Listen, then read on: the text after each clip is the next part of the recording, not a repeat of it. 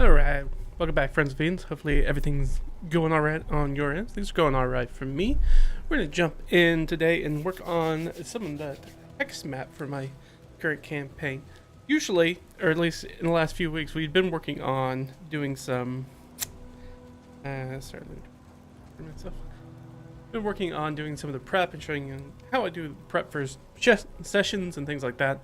But as I kind of suspected, as we talked about last time when I did that, reached a point where played a session, went through it.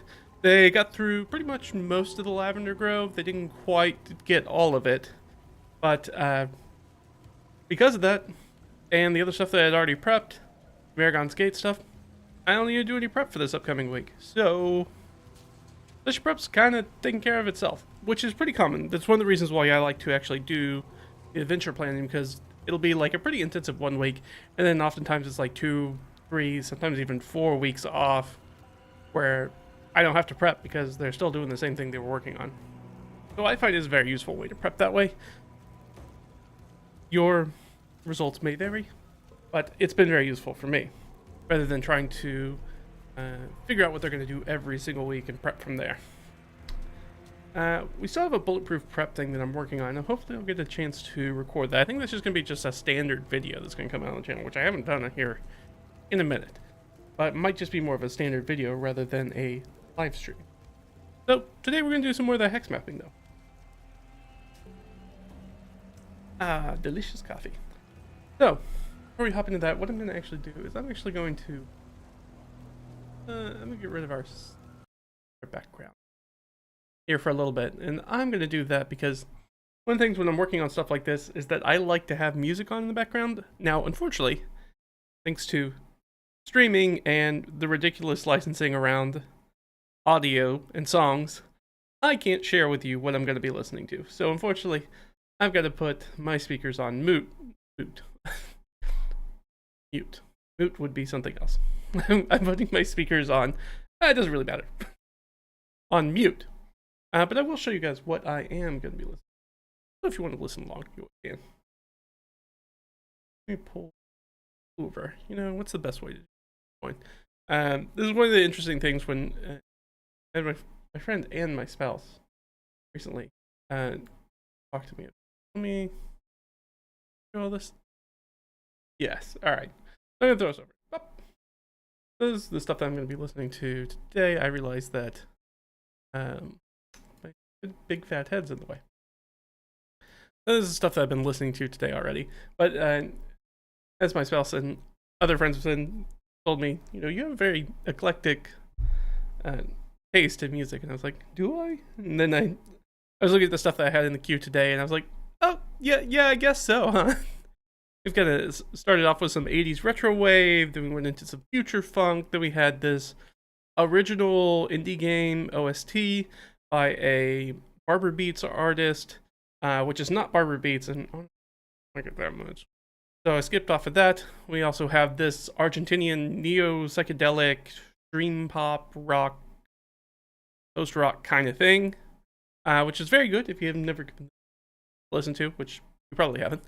Even if you don't speak Spanish, like I don't, not really, it's really good. We have some dungeon synth in here, a bunch of not as obscure as I thought it would have been JRPG music. And right now I'm on Gwynwyn the Hexing Jar, which is a dungeon synth album that I've listened to many a time before. It's quite good. We've got some Tin Stebbings after that, Skylines from 1990, and then just a nice compendium of Dim, which is more dungeon synth. I like dungeon synth. That works really well for me. What helps me with focus with music is something that gives me enough of a beat to stay on track, but doesn't have primarily English language words or a lot of spoken word, or is pop that helps me, distracts me from what I'm working on. Hey, what's going on, Chris? Oh, you liked what your combat is missing? Yeah, super useful. So, if you want to know about how I build adventure locations for my campaign, that's what we're working on today, or more of the same. So stick around. That's what we're gonna work on. I'm gonna get this started, and then my ears only. And we're gonna hop right into it. How about that? Get back over here. Out of the way. Only I see you. Only I. All right. So I got some things open right here. I've got the Solo Dark over here, which I've used before. This is what I use for like sparks to give me some ideas about those locations. Also got Xanthar's Guide to Everything open. Primarily, I'm just using it for the Arabic names table, which is the area that the campaign is set in. Is everything technically it should be Iranic, but surprisingly, Xanthar's Guide to Everything didn't have Iranic names in the back, so I've been meaning to make a table. I just keep forgetting about it. I should make that table though. So we're using Arabic. Close enough. Close enough for government work. We've got our 1d12/1d20's text stocking update. We'll probably have to use some of this at some point. We'll get into it. We've got, what else we have up? We have the actual key, which we've got up, which I'm working on. I just finished up text number 6 just earlier today, actually. Just this morning. I guess we put it a bit. So you guys can read a little bit better that way. Where we have, and this is the one that I just finished, which is the Weeping Trench. So it's for an average party level of 5, so it's a 5th level adventure site. And Old Scar cuts and winds through the salt marsh like a small river. Lazy bubbles burst from its dark and deeply viscous surface. The Weeping Trench is an old ooze spawning ground formed from a small bleed of chaos into the material plane. While its progeny once represented a major threat to the local area, the trench for now is more cautionary tale than overt danger. Still, its reputation keeps most folks away, making it an ideal place for those on the fringe of civilization to congregate. Weekly thereabouts, bandits, outlaws, hill folk, and all types of vagrants meet at the trench to trade goods, stories, and more. A perfect place for those seeking rare information, seedy persons, and ill-gotten goods. At the Weeping Trench, there's a 1 in 6 chance to encounter bandits, hill folk, outlaws, and vagrants. Whenever you go there, whenever the players go there, I roll a d6. If it comes up on a 6, one of those things, if not more of those things, are going to be there. Otherwise, they can hang around, and then I'll just basically do a roll per day to see how long it takes for people to start showing up. And the spark here is withhold anger. What does that mean? I don't know yet. It's just something to give me an idea. For me, it might be like, I might decide that if you guys, that there's sort of like a peace knot kind of area here where like people don't walk around with their weapons out or anything like that. Like if you guys come in here with your weapons on and armored up, number one, nobody's going to talk to you. Number two, they're probably going to try to run you out of here. But it could be many other things. It's just the spark. It's just a jumping point for ideas. That's it. So we're going to be moving on to Hex 7. There's a lot of hexes, don't worry. We have plenty and plenty and plenty. So there's 2 things that are in here. We have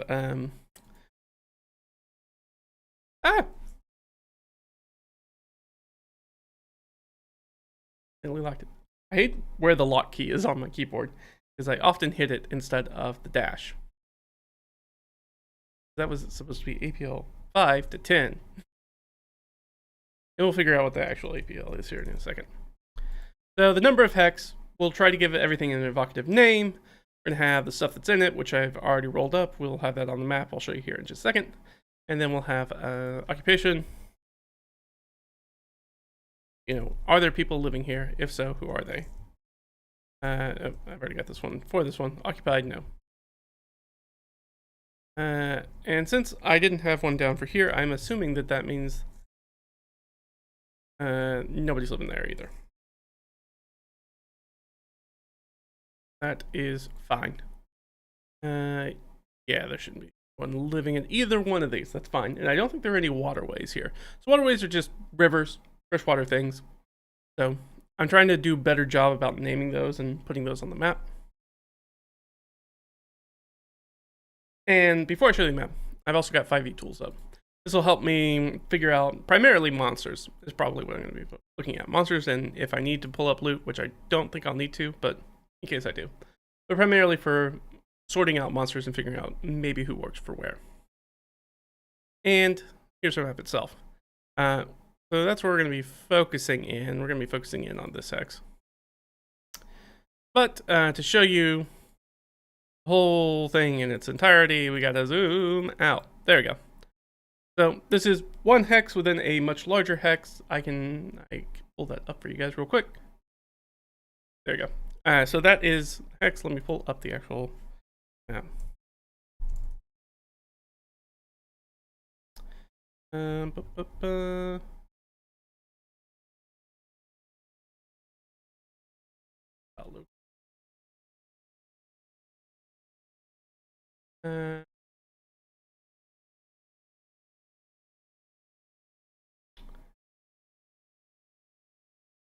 Maybe.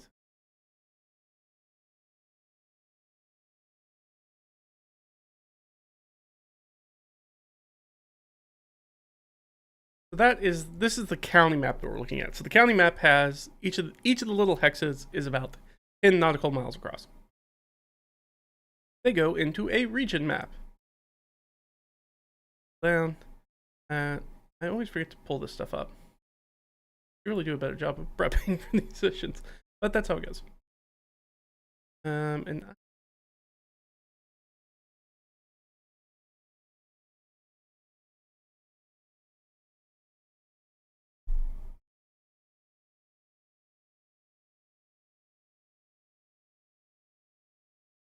I need a better name.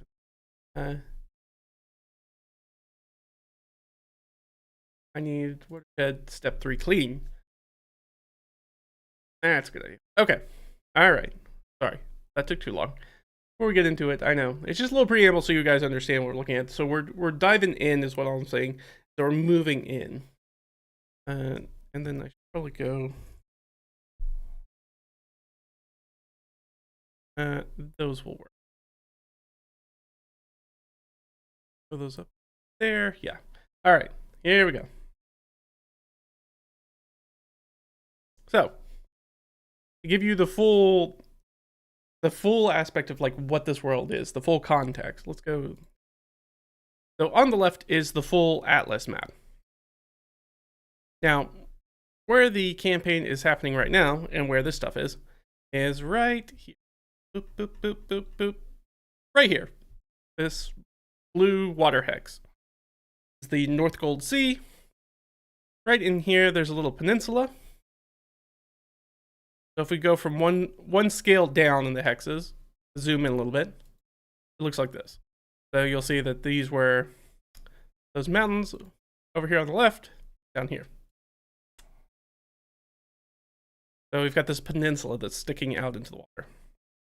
Now within that peninsula, there is, we basically take this hex right here, this larger hex area, and zoom in 1 more degree, and that's what's over here on the right. That's the county hex. So we zoomed in again. And so where the campaign is right now is Holly Island, which is right down here. So that little island right there. That is where the campaign, and we've been playing this campaign now for a little over a year.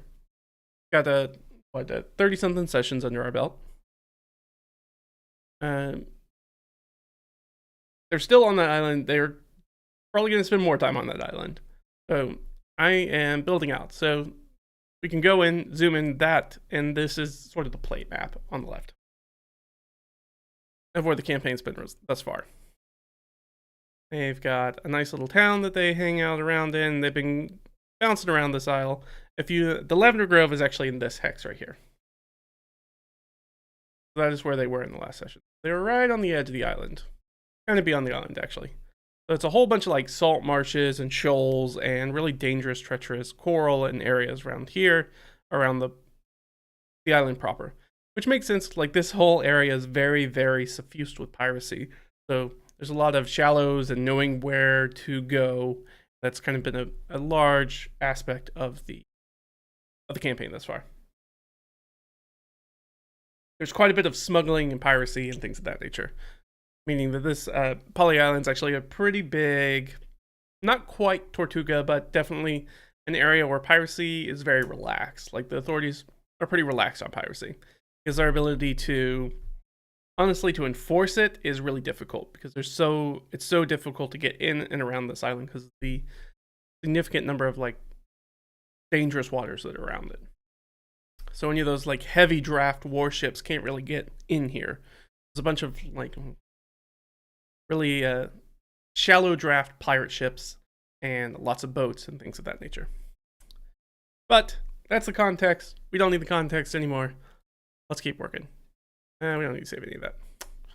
All right, so we're zipping back over here. So I'm just filling out stuff for that next level up. So each level of the map goes with a tier of play. So they're still in the level 1 through 4, so they're there on the island. This county level is 5 through 10. So this is when they're going to start to really move around. And so I'm preparing for that because they are now level 3. So I'm starting to fill out areas. So that is where we are. And so we're going to zoom in a little bit. That should be good. So we're starting out right here. So there's no hills here, so there's not going to be any water, so we don't need to worry about any waterways. And as you can see, when I was doing this and filled this out, and I did most of this on stream too, if you ever want to go back and find those streams to work on this, watch me fill out and put in the points of interest and how they fall and all that. So today's more about fleshing them out a little bit. So some of these I've already given information to, some of these I don't think I have. But I think I've done more than not. Yeah. All right. So we can hop back over here and we look right at it. So we've got an APL 05 through 10. We know it's going to be an ancient Yuan-Ti abomination remains. So we can look those up real quick. Nope. The abomination. There we go. So pretty nasty looking stuff. They're snake guys. That's really all you need to know. It's snake guy things. Snake people stuff. Multi-attack, bite, constrict, poison spray, spell casting. Seems all good. This is a CR7, so I'm going to assume that we're going to go with an APL 07. Because usually that's how I end up doing that. So instead of rolling for it, we're going to go. We could roll for it though, but we don't need to. So ancient Yuan-Ti abomination remains. Apparent cause of the death, fouled water. So they're immune to poison, so I did make that note for myself, which was nice. That's past me looking out for future me. Being like, hey, remember, they're immune to poison, so it can't be poisoned water, but it could be some form of disease. So the status is this place is haunted with some loot. I like that. So I have on my adventure location on this guy over here, show you, you have remains that are down here. That's number 19. That's different than ruins. The remains are often like people moving and then dying, or wrecked vehicles, stuff like that. Whereas ruins are structures and complexes, etc.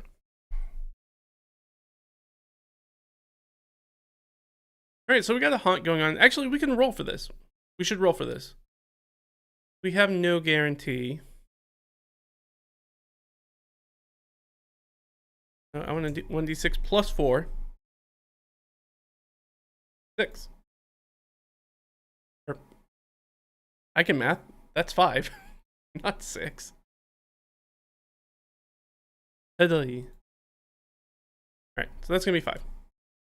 While we're here, let's go ahead and roll for the other one. Just for fun. Also 6. You might be wondering why I'm doing or also 5. Man, I'm going to get this right. I always want to add 5 because it's not important. It's not important why I want to add 5. But I always forget that first tier ends at 4, not 5. 5 is the first level of the second tier. The reason that I do this part, the average party level, is that there are places that the party can go to that may or may not be leveled for whatever level they are. So if they want to stumble across and try to do an APL 10 balanced adventure when they're APL 5, it's probably not a great idea. They're probably going to get their butts kicked a little bit. But like we also gives you situations like Lavender Grove, which was an APL 02 location, and they're a third level party, so they can scoot through that pretty easily. Just sometimes we talk about balancing the game and then making sure that the game is sometimes unbalanced so that everything's not just equal and plain and very expected. So instead of kind of just changing it on the fly, I find it a little bit easier to be like, I'll just make the world kind of up and down and randomly in level bands. And doing that makes this take care of itself. Because nobody in character can tell you what the challenge is for an adventure. But they can do things like they've come across some quest givers who give out these second tier of adventure quests, and they're like, you guys are like level 2, so I don't think you guys are up to the challenge of what this is. Like, they understand that much. They're like, you guys just kind of started your adventuring career. I don't think you're ready to handle this UNT abomination or whatever. It's like, you guys do some other quests. Once I hear a little bit more about like stuff you've done, then maybe I'll change my mind about it. Or I'm sure something else will come up at that point. That's not important. All right, that's enough talking about it. Let's do it. All right, so fouled water. That makes sense to me. Sometimes the things are exactly what they say on the tin. Sometimes there's not a deeper meaning to things. It's a swamp kind of area. It's kind of a swampy island that's out there. Or maybe more of like an atoll. And probably not an atoll. It's not volcanic. Like a lagoon almost. Let's roll for this. Are there ship remains? I think that's pretty likely, so +3. Alright, 7 plus 3 is 10. 10's still on the low side, so the answer's still no for us. Okay. Maybe this guy was marooned here. Is it just the one? No. Okay. There's a number of people here. UNT? Question mark? I probably would have put likely on that. I think it's likely UNT. Okay. So we have a group of like UNT.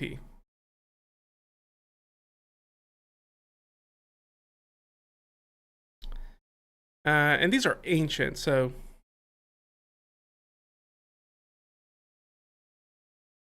brittle and bleached bones can be found.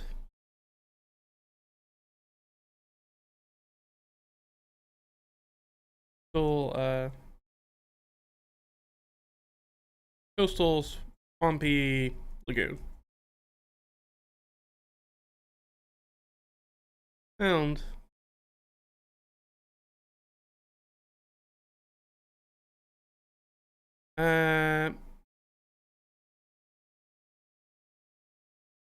They surround a.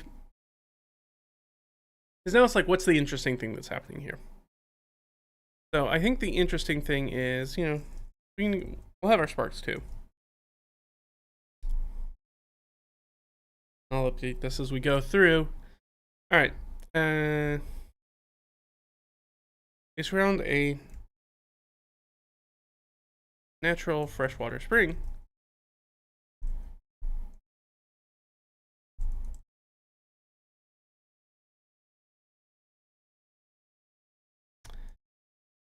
There are no vehicles or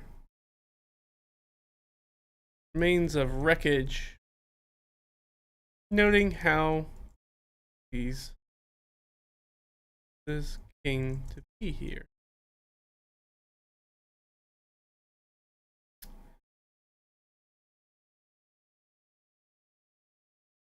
Yeah, let's do it this. The it's called Bounty Abomination.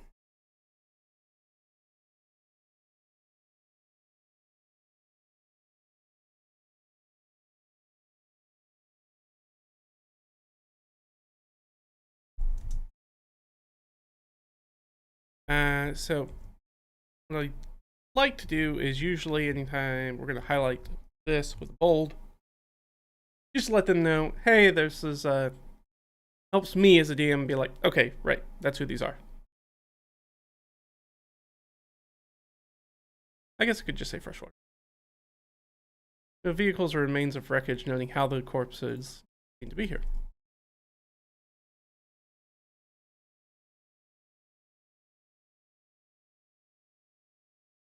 But these things are ancient, so anything that was wood may not remain anymore.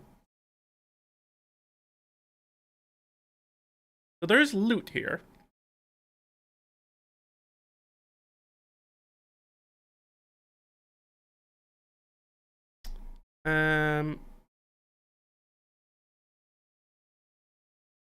Freshwater spring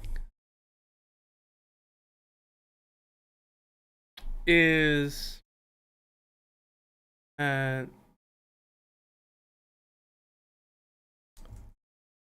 holds diseased water. Let's put it that way. I don't need to know what the disease is right now. That's for later me to figure out.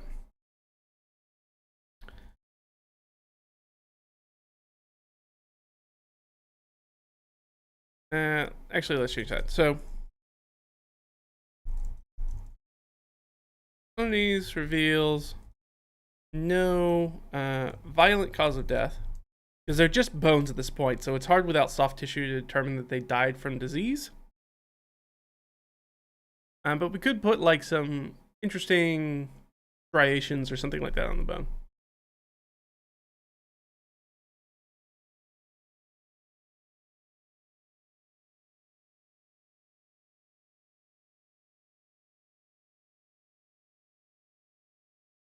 Indicate some form of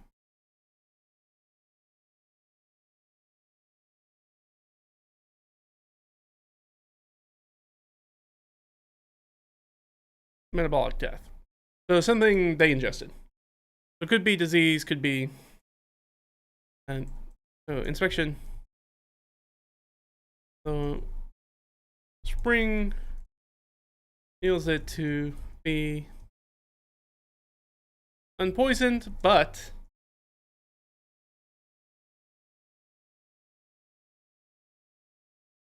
a disease hotspot. It could be anything. It could be like Ebola. It could be, who knows? It could be a lot of different things. A lot of bad stuff that you can pick up out of a spring.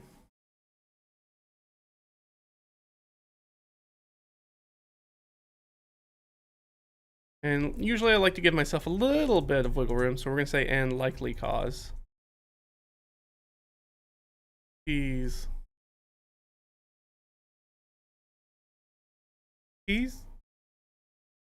What do you do for multiples of U on T?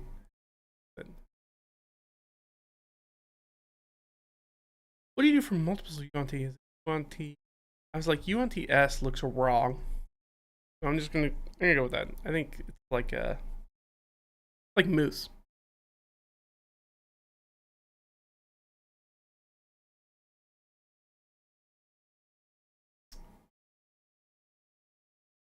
So there is some loot here.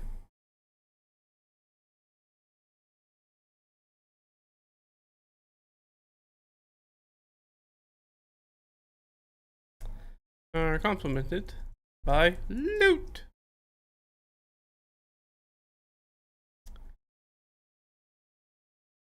Looking at our loot. What the bodies of the deceased are haunted by. Alright, so we have an APL 05, so let's figure out something APL 05. You know? So, because it's one of those weird spots where it's the move from 5e 5.5 from one tier of adventure to another, we try not to use stuff from the first tier of adventure because PC power changes so radically at 5th level that monsters that are built from, CR0 up to 4 generally aren't built to fight them. Those guys are made to fight guys who are the first tier of adventure. So we kind of need a CR5 kind of thing. Let's do this. Let's find out if we can find. Now, undead don't have the greatest. Undead, here we go. Don't have the greatest variety of stuff, but we've got quite a bit. It's better than some. It's better than like plants or bees. Zombies, cold like walker. But I want something. This is a haunting, so ideally I want something incorporeal.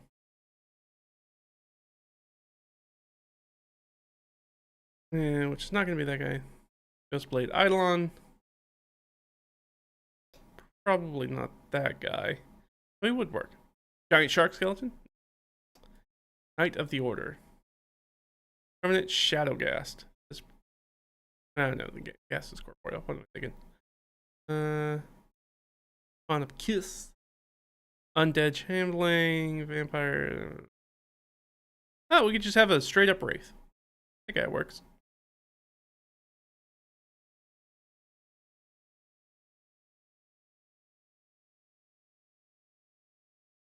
The Wraith targets a humanoid corpse within 10 feet of itself that has been dead for no longer than 1 minute. The target's spirit rises as a specter.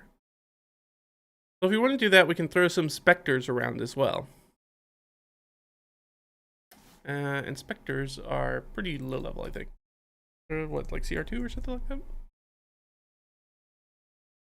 CR1. But these dudes are tough. These guys suck because they hit you and they drain your max HP, which is bad news. But for a 5th level party, probably not too big of a deal. Like that.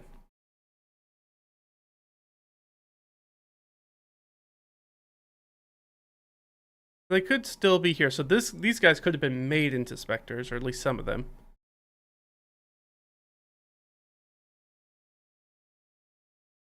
Maybe after the first guy dies and becomes the Wraith, that guy maybe kills the other ones, maybe, well, no, they all died from poison, probably. So, life drain, who knows?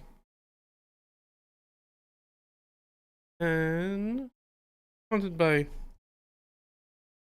specters, created by a Wraith. I'll go ahead and put on here that that's CR05. Vectors are CR01. That means that I can easily make 2 encounters here if I wanted to. Nice.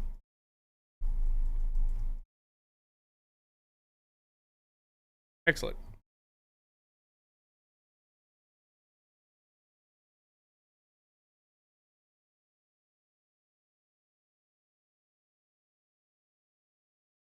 All right, let's figure out some loot for these guys. I am not going to pull up the digital sheet. We got enough digital documents. So I'm going to use out of this guy, my DM binder. But I do have random loot. These guys are going to have some loot on them, not just pocket contents, I feel like.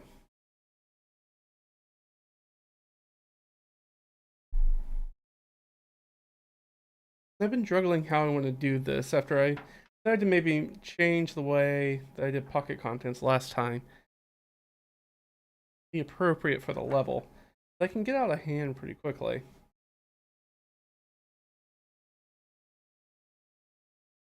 Maybe. We'll see. Tell you what, we're going to roll for it, and then once I get done rolling, I'll decide whether I like that or not. Alright, so we're assuming a party of 4. So let's do 4 rolls. Ooh, we got a 19. 19's good. So on my d20 roll for what type of treasure it is, if I roll a 19 or 20, that means there's a magic item here. Alright, so we got a magic item, 2 things of trade goods, and 1 thing of pocket contents. Very cool. Alright, so we got pocket contents. Trade 2 and a magic item. Leave the magic item for last. Let's do the pocket contents first. That's technically a D66 roll. 41. Which is going to get us 2 items, a flask. or other thing. A flask sounds nice. I like flask. And then I'm going to roll an extra 6.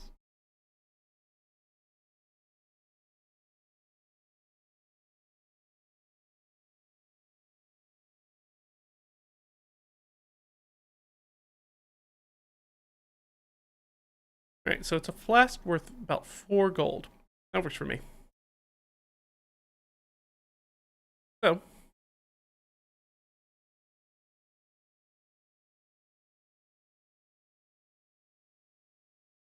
how much is a flask?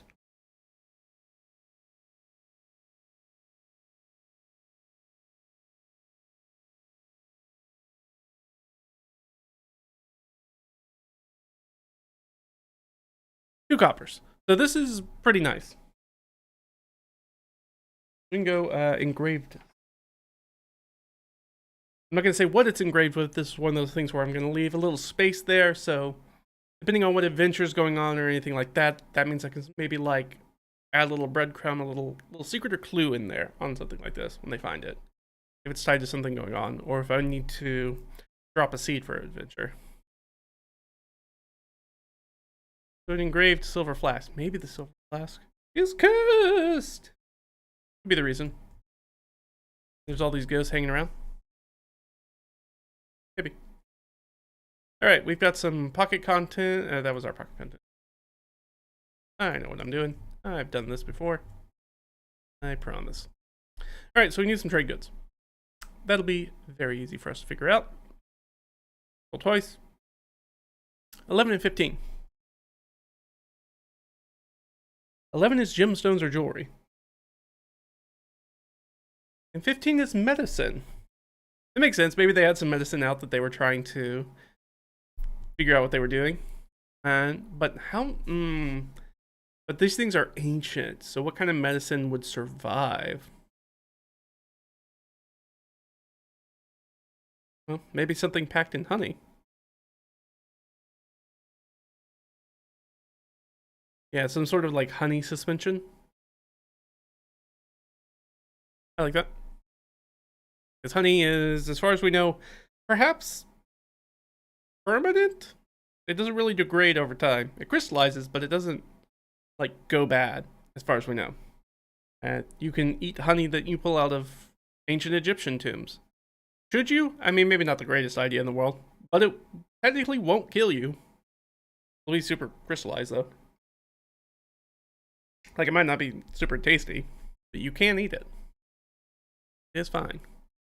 Alright, so we've got some medicine. And we've got... What's low? So I had gemstones. Low, we'll go with gemstones. Alright, a piece of jewelry. Jewelry. And we get our magic item. Alright, our medicine, we need some cash money value. So a 10 on that first roll is going to be 1d20. And 19 means, ooh, it's platinum pieces. So worth 1d20 platinum pieces. 20 platinum pieces. So 200G. That's good. This is the area where I'm like, do I scale it up for their APL? Because I'm like, if I did that, that would be like 200 times 4, which is not out of the question for them to find an 800 G's worth of gemstones or jewels, but that is a lot for just a random thing to run across. I think I'm going to stick with 200. But there are some ways otherwise that I've noticed using these tables that oftentimes I end up with such low values, which is okay. I run a pretty money low campaign in general. Oftentimes things are done in favors rather than, whereas barter rather than cash money. Alright, so 200G. I think that makes sense for... that can make sense for either one. Alright, so I'm just going to put it in here, and then say 200G. And let's do that same roll again. 7 and 19. Okay, so platinum again. 1d20 platinum again. I rolled the exact same thing.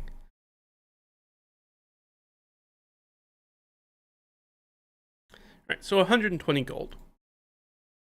Which one of those makes more sense? I think the medicine probably makes more sense for it to be lower. So let's go with that.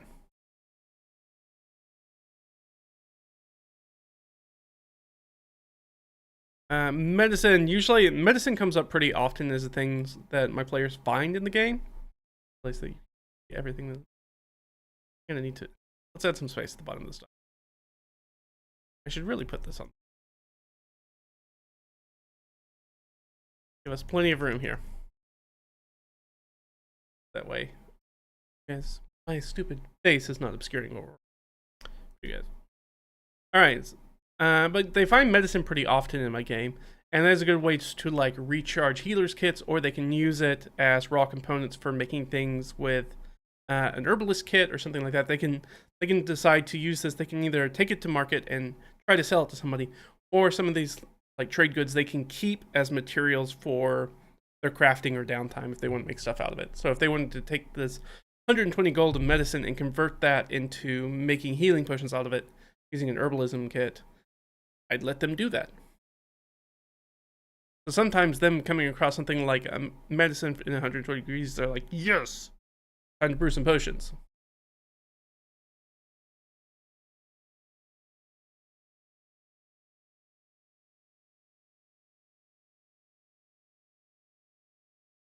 So I'm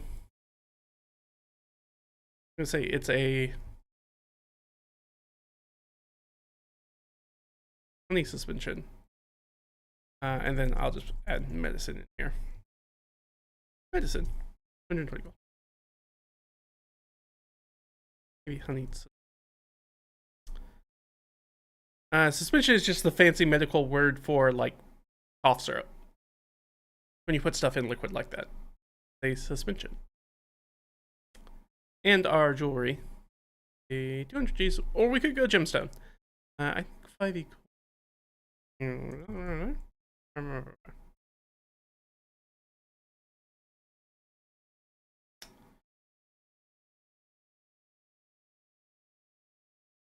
table.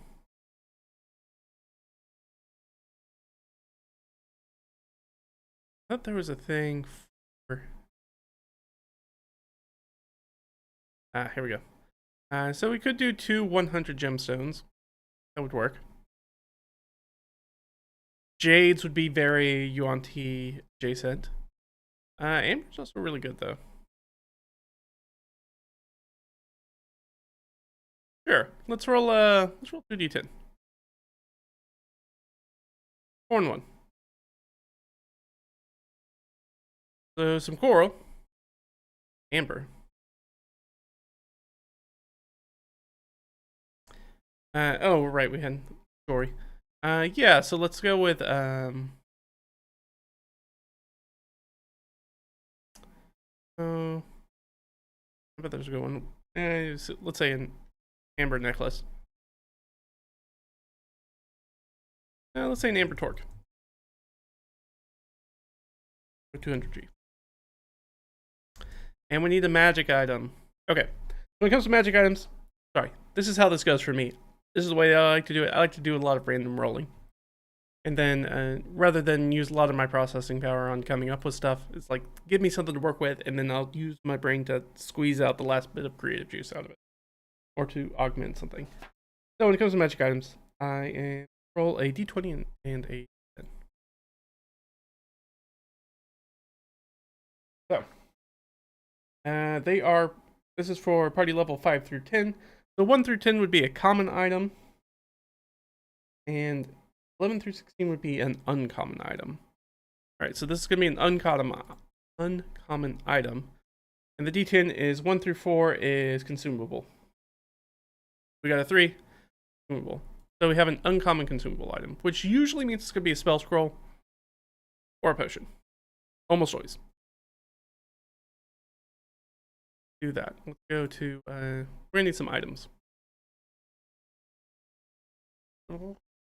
Items, they're there. Alright, so we need, I'm just going to go ahead and drop it down. So we need something that's uncommon. And we are going to jump down to There's a scroll, and let's go ahead and, I mean, we could do ammunition too, but I always hate to give out ammunition because I never know who's going to be using what kind of weapon when they get around to it. Also, tracking ammunition is not a fun thing for most people. I think it's fun, but not everybody's that way. Alright, so we got a lot of things. We can get +1 ammunition, oil slipperiness, dried leaf.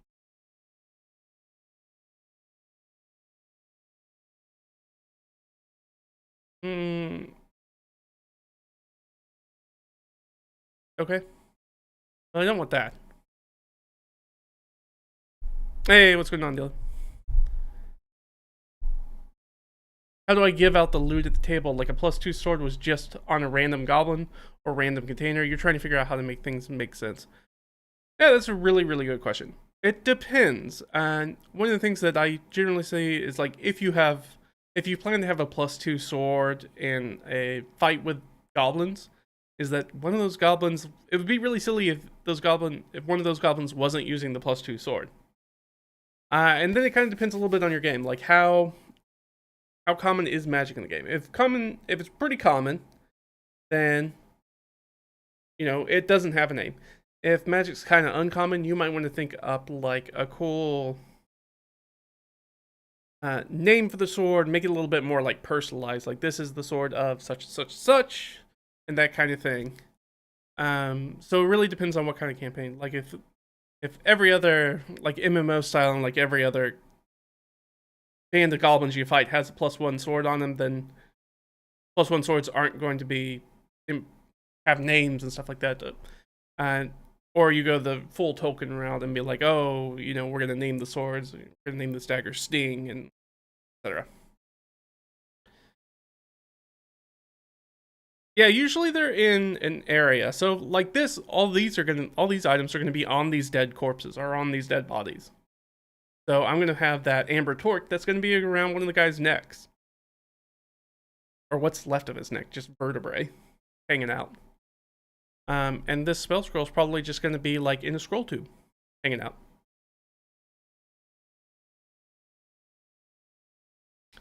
Potion of advantage. Dang,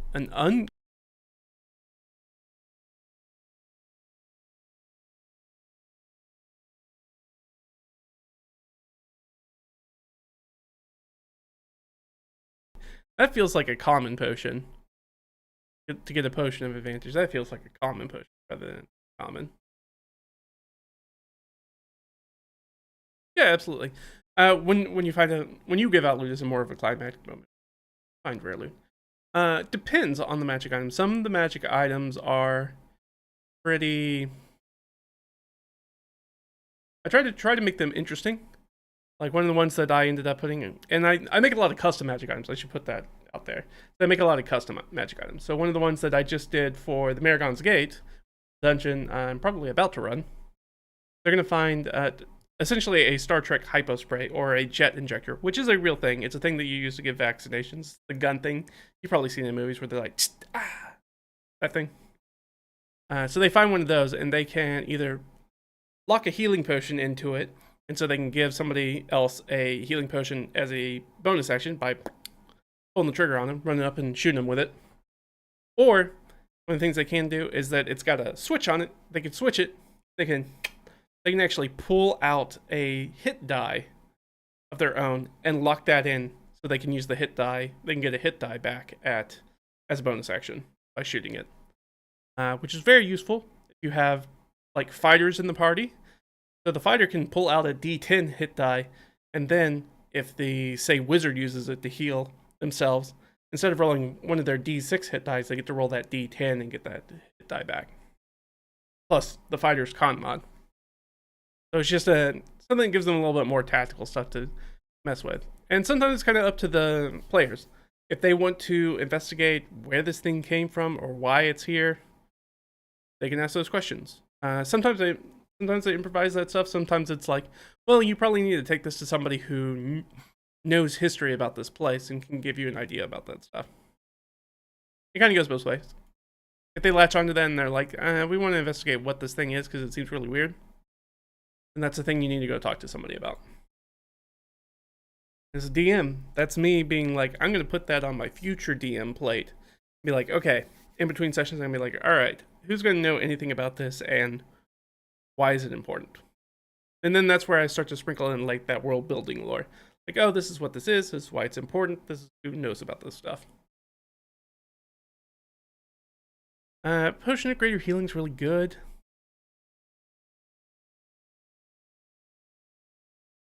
Potion of Poison.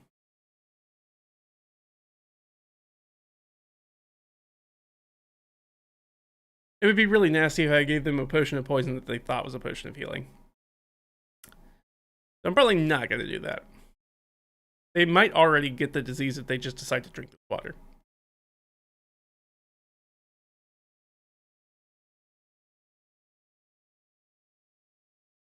No, psychic resistance, potion of pugilism. That's fun. Potion of resistance. I don't think the UNT have water breathing. I think I'm going to do a potion of water breathing. Mainly because if we look at the map, this place is kind of surrounded by water. And I don't think the UNT have the ability to breathe water, so it seems like a thing they might have around with them, but didn't use. I'm going to give them a potion of water breathing. That's what I like here for here. I get a potion of water breathing.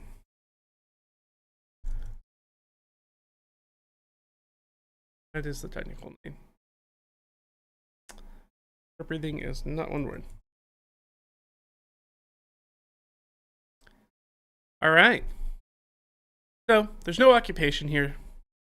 So we don't need to worry about that. So the last thing we need to do is we need to put our spark.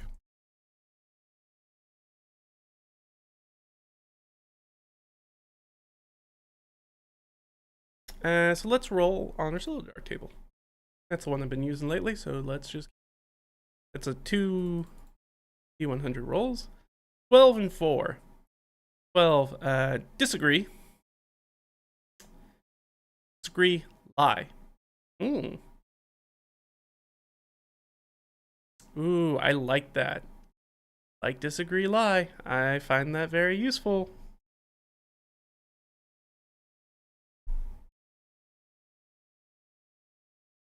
This to me makes more sense as to why why this place is haunted.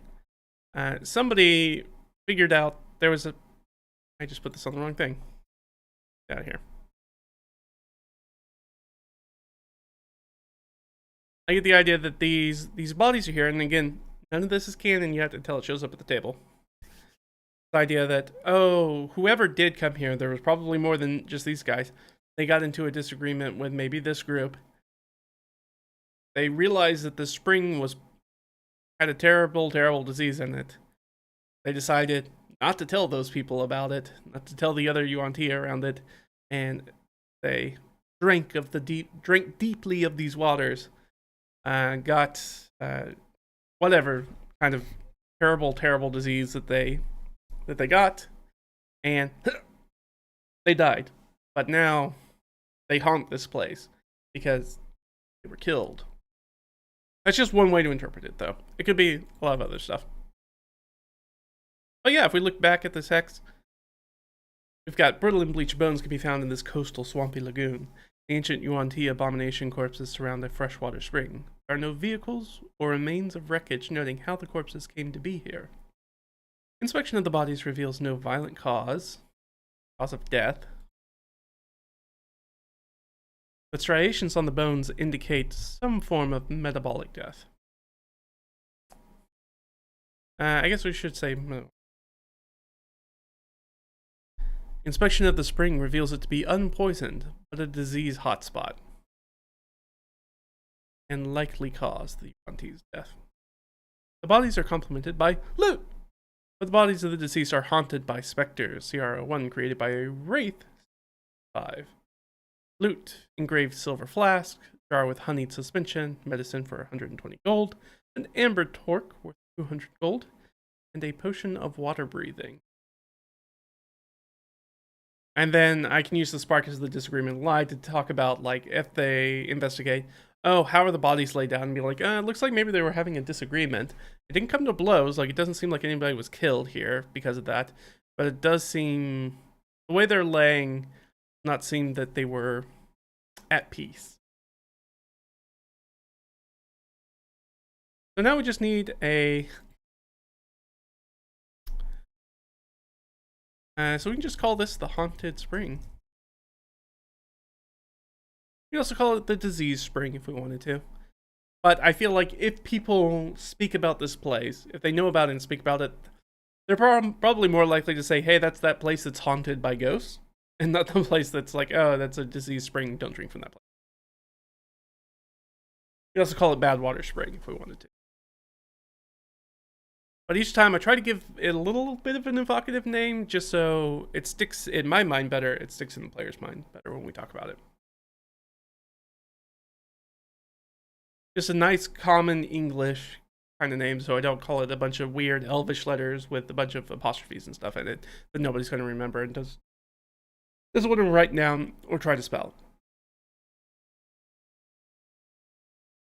I found that works out better, even though I do put lots of proper nouns in my games that give my players fits in their notes.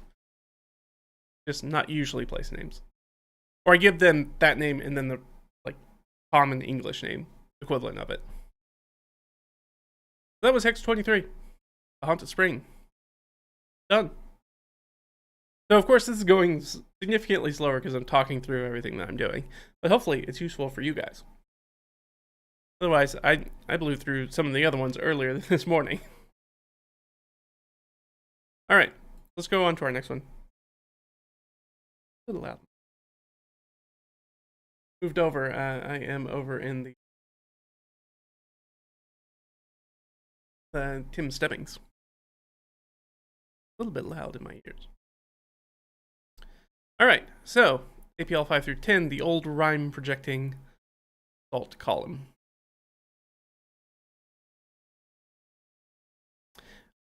Elementally frozen basalt slab stabbing from the waves at the sky. Already pretty evocative. I do try to do that. So it's an omen, info, a warning sign. No occupation here, but we're going to have to figure out a spark. I think because this one's right in the middle of the water, isn't it? Go is. So usually anytime that I have one of these that's an omen, an info, signage, it's supposed to tell them something about in the world. So now we can kind of talk about some things that are nearby it might be pointing towards. So it could be a push towards this Fey treasury. Very interesting. Probably not pointing towards these remains of the Bad Spring. Pretty far away. The north, probably not the Flind and the knolls that are up there. Could be pointing to this. I think this is the most likely cause here. This ruined Celestial Arch and Fiend Cult Commune. That's the thing that's in the thumbnail, by the way, is that location. It was one of the last ones I worked on. Very evocative. So probably pointing towards that. I imagine. Though I could point it towards the treasury. Or it could be an omen. I might like it better as an omen. If it's an omen, we're going to need the spark table. Let's roll the spark table first. See what we get. 4783. Both ones. Lose. Theft. Theft. What does that mean?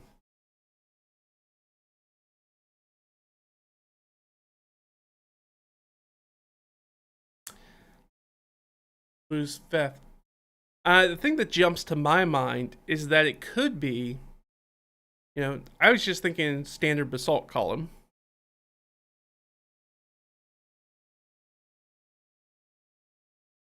But this could also be one of those areas where we pick on a common touchstone for sci-fi and fantasy. So what if This is, instead of just a random basalt collar, this is a like Han Solo and Carbonite kind of situation, where you have this column that's got these faces and hands of people screaming blasted into it, frozen in the stone sticking out of the water, and that's a warning to those who would try to rob from the Fey treasury. I like that a lot. That is what I'm going to go with. Now, Fey treasury is not particularly close. Remember that that's about 20 nautical miles, so about what, like the 22 statute miles, or 40 kilometers, something like that, to the southwest. So it's a ways away, but I do like it. I like that a lot. Let me see what I need to write these down. So it's 47. Who's theft, right? Who's theft? So that was a good spark for us. Who's theft? So this is for sure a warning sign. This is like the guy that's hanging in the gibbet at the crossroads, which is that's where Mad Mardigan is in Willow, just hanging out. Like, hey, these are people to warn you not to do this stuff.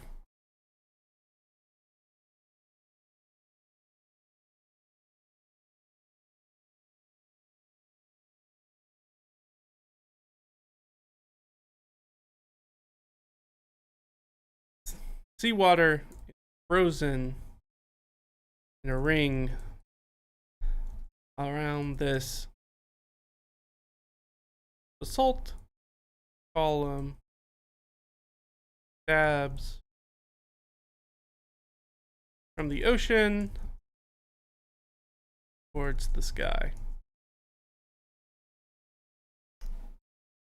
And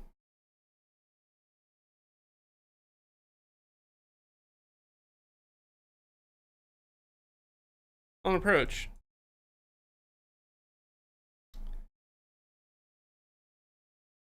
I guess I could write this in second person. I guess that's fine. It's a bit weird, but otherwise I have to say things like visitors or adventurers. I guess I can avoid that. On approach, dark surface, salt gives off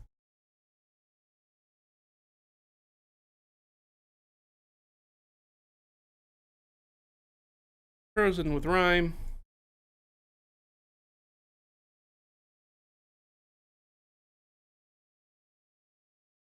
Hangs off the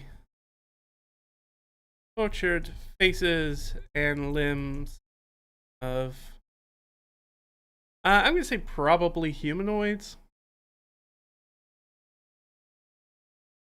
Even though, I mean, like, because 5.5 really changes stuff around, so it could be like Fae or lots of other things.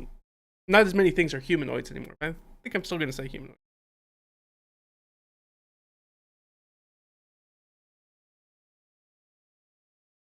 Trapped in the dark material. Yeah.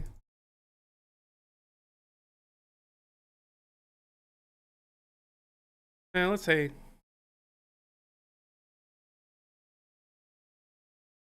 let's say the black basalt.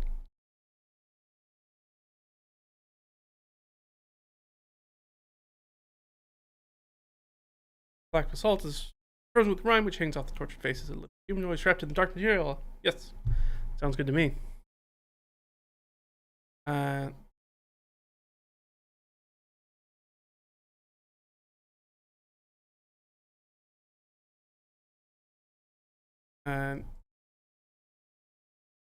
not maybe above. Next to each frozen image is a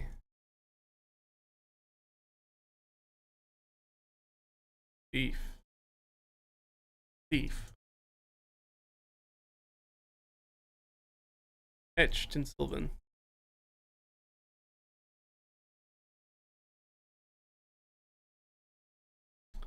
I think that might be all we need to say. There's no occupation here. It would be weird.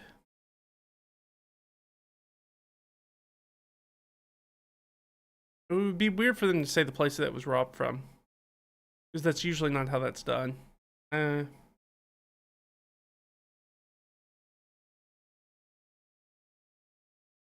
That's fine. I think it's going to be good enough is that if people come across this, if the intruders come across this, it's going to give them, it's going to proc them for probably a history check. When it comes to face up, maybe even an Arcana check, maybe. But probably that I might even take a survival or cartography or navigator's tools. Any of those that would be like, you know what place this is in reference to. And you know the general direction where it is. Because they're going to have to come across this on a ship. I mean, I guess they could technically maybe get it. They could probably see it from here. Even 10 miles away, it's the only thing sticking out of the ocean over there. They might be able to see it from there. But they're definitely going to need to get to the ice. They can stand on it.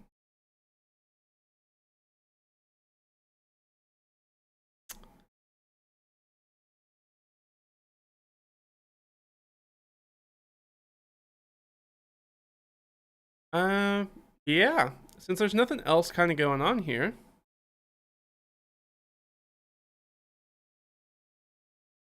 And actually we'll say reference to hex.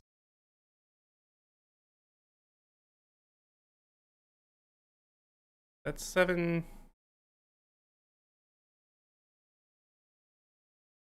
Well.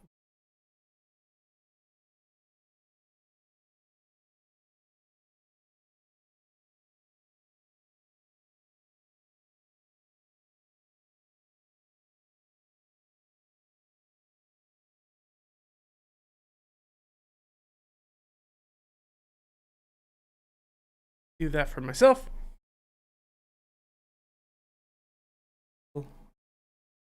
Link there, just let me know what it is.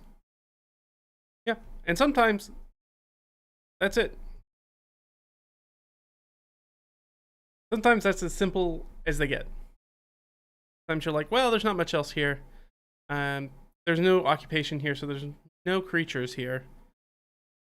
Now, players be doing shenanigans, and they might come in here and try to figure out a way to, you know, a party of this level who's venturing around here might have something that, like, maybe cures petrification. Are these guys technically petrified? Probably not. If you use it on them, will it maybe drop them out of the thing?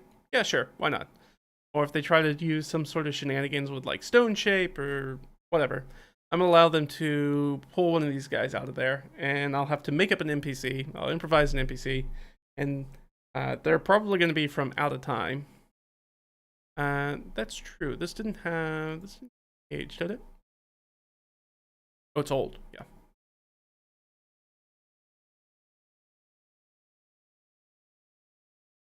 Yeah. Old is a relative term that I use in games, so things can be recent, old, or ancient. The UNT bones, ancient. Those things have been around for like a long time.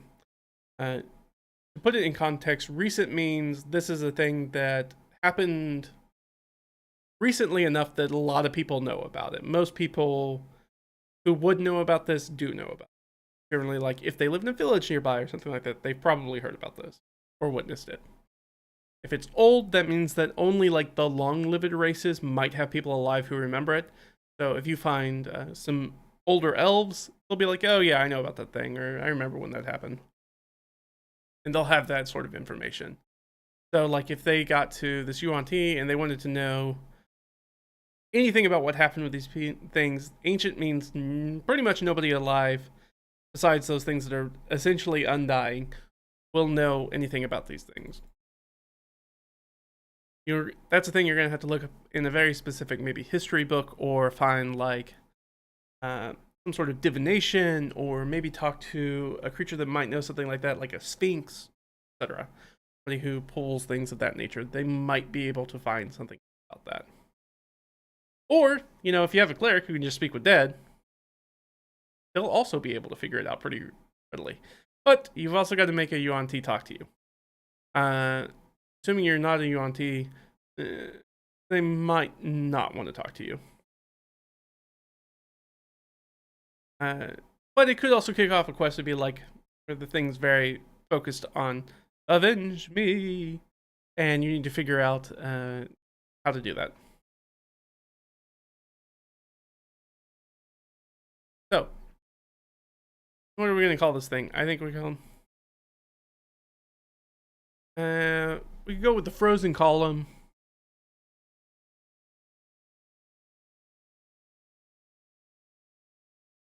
I guess the frozen column. I'm trying to think like some sort of like gibbet or rack or prison or jail, but I think I might just have to go with frozen column. Column's nice. I like it.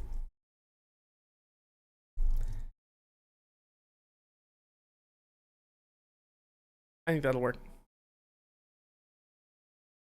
Hey guys, how are you? You guys doing well? I'm doing alright. How are you guys doing? We're just dropping in and working on some of the D&D stuff for the campaign, just doing some hex mapping. And that was it for this hex. So, hex 7, done. Hex 8. Actually, it's not going to be hex 8. It's going to be with these two. I think there's something in that hex, right? Yep. Alright, so it'll be technically 1, 2, 3, 4, 7, 8, 9, 11, 12, 13. Okay, so 9 and 15. 9. Nope. 9, 15. Yep. That's 1, 3, 3. 2 waterways. No, I didn't believe there are any waterways here. Not that we know of. Can I? Yeah, there's not gonna be any in here. Oop. Oh, hold on. There's another guy down here. So that's gonna be what? 130, 726, 26. Missed one. 26. Oh, easy peasy.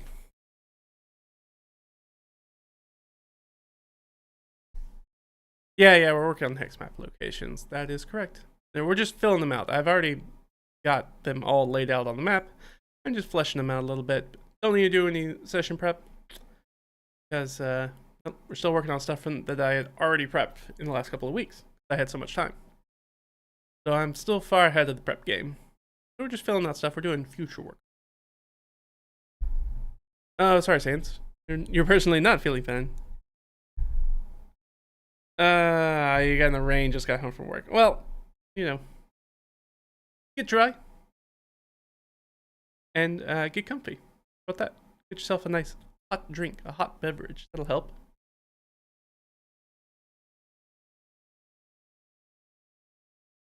All right, so we've got. Let me grab these things. We've got a seagrass plantation. It'd be pretty rudimentary, it looks like.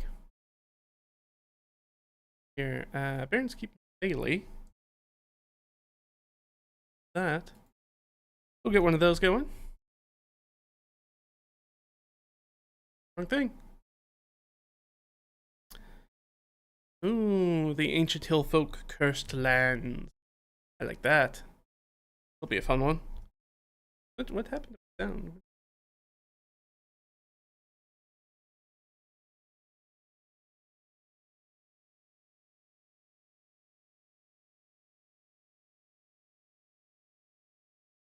Quiet. Just quiet. No worries. Okay. So that's our 3 locations. Waterways. None. Ain't got none. Boom. Alright, so we got a seagrass plantation, so but also occupied nut. Very interesting. Alright, so we can figure these out real quick. Let's just go ahead and roll our APLs. I don't think. Alright, this one's APL 7 for sure. Like that. I like when I do past me has done work for future me. Good going, past me. Thanks for all the help. Alright, so APL 7, so 26 plus 4. APL 7 and APL 10. No. APL 9. Man. I am struggling with the simple math today.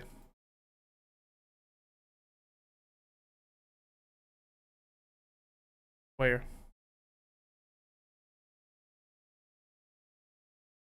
Alright, so this is gonna be, we're gonna use sparks here.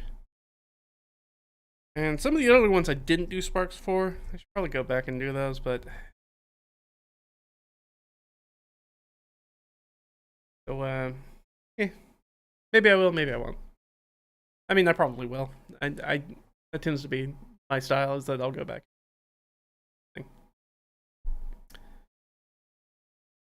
Yeah, we are building a map. Well, we've built the map. We're just fleshing out locations on the map. Yeah, I mean, most of the stuff's... I already did most of this guy. I gotta do the waterways as we come across them and name them and stuff, but we've done everything. We've dropped the stuff down on the map, though. I think as I got lower and lower, I put less and less information into stuff because I got tired of doing it. So some of those will be more work than some of the ones I'm working on now. This place is just absolutely littered with rivers, as is the way. All right, but for now, let's focus in on here. All right. We've got the seagrass plantation. It's gonna be 7. No occupation. I don't know. There's gonna be another one where there's probably not a lot to say about it.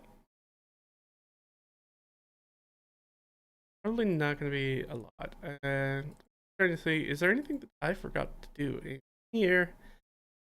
This is technically a natural resource site. Yeah, so it's a permanent operation. I know that. Obviously, they're doing flora. And it's a pretty common one. And the occupation that we rolled for was none. So it is a self-sufficient kind of company town going on. I guess we could figure out who's in charge of this place. That might be helpful. So, and because I've already got so much stuff working on, I do have a D100 for ancestries that makes sense here. Let's roll a D100. Pop up. 13. Alright, so it's going to be a female halfer. So remember, this is a custom world, talked about before. So halfer in this context, when the custom world is a custom ancestry, it means I just lump halflings and gnomes and lots of the smaller races into the same thing. They're just halfers. Mechanically, you can play whichever one you want, but they're referred to as the same species in the world. Now we have a female halfer. Easy enough. Let's go ahead and put that there. We got a female heifer. And we can come up with some stuff about our female heifer if we want to. Got the stuff with me. Hey, there we go. Quick random NPC stuff. Just for fun, let's go ahead and do that because we haven't done one of those yet. Alright, D6. For her body type. Ooh, she's curvy.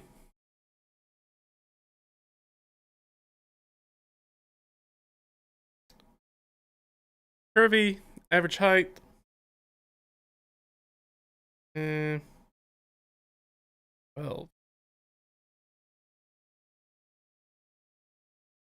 Interesting. Okay, let's start putting stuff down. Some of these are just notes for me and how I do NPCs, and that's fine.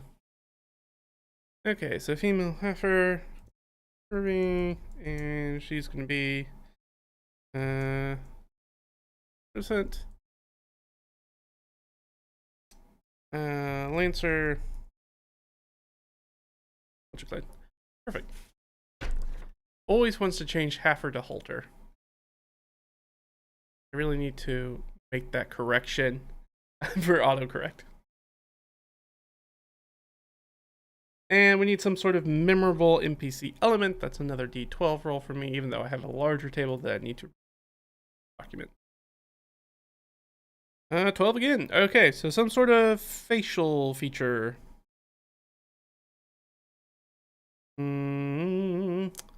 Question, is it something natural that's going on with her? Yes, okay. So it's not an ailment or injury. Only clothing. Not a tattoo or scar.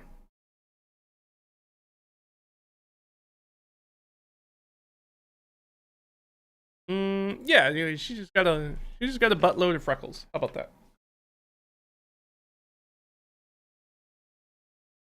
I like that. She's heavily freckled.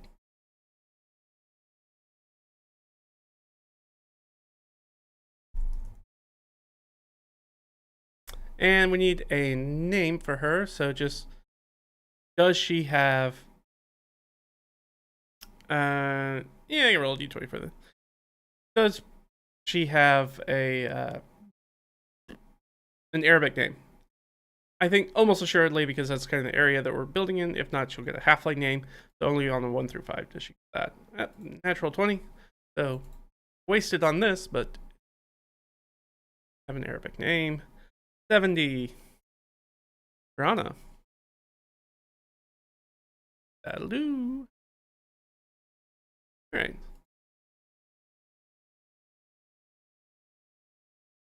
All right, so that's going to be our sort of overseer. Yeah, okay. So what is, I'm trying to think of how to...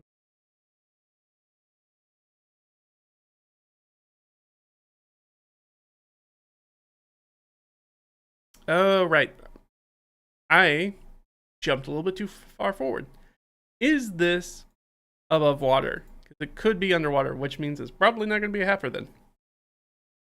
Is this plantation above water? I think likely most of the time. Yeah, almost assuredly. So +5. That makes it a 15. That makes it a yes. Okay, so it's going to be on some small island. So, small island dominated by a large, and just to make it very, very clear, we're going to say colonial style.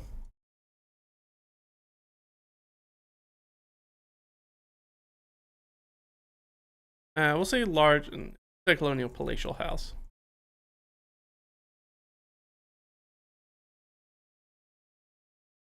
Complex of building.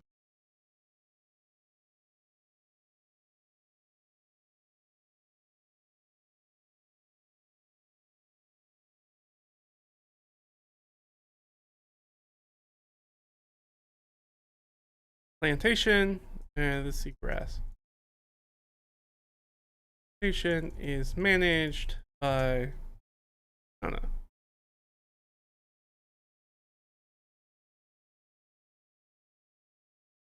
Hey, curvy.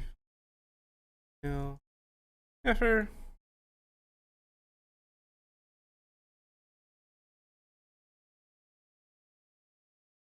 We'll say a curvy and freckled.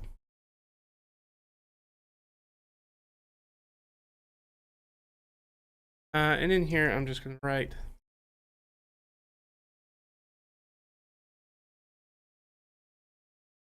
what's the easiest way for me to do this? Go quiet. Fluency. Oni.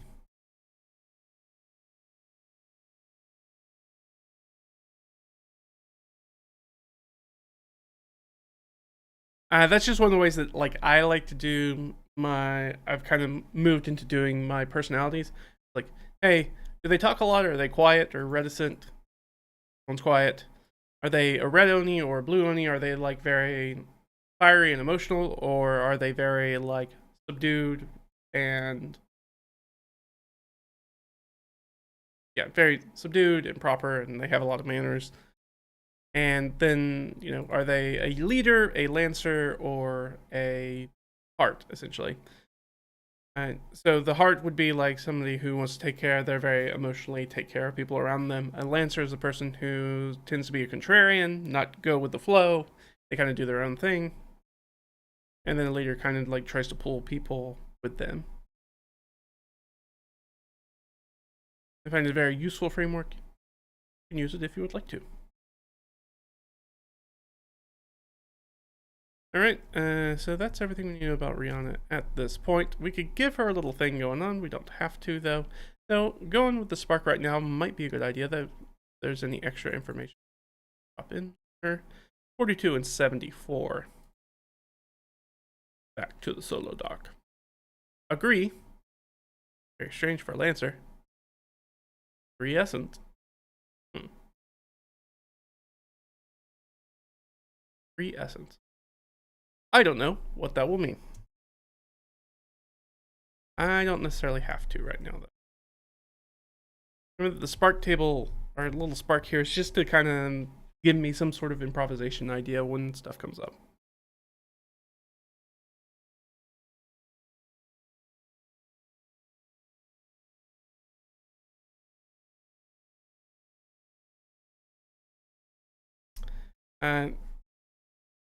There is no other civilization on the island. We'll say on around the island for the plantation.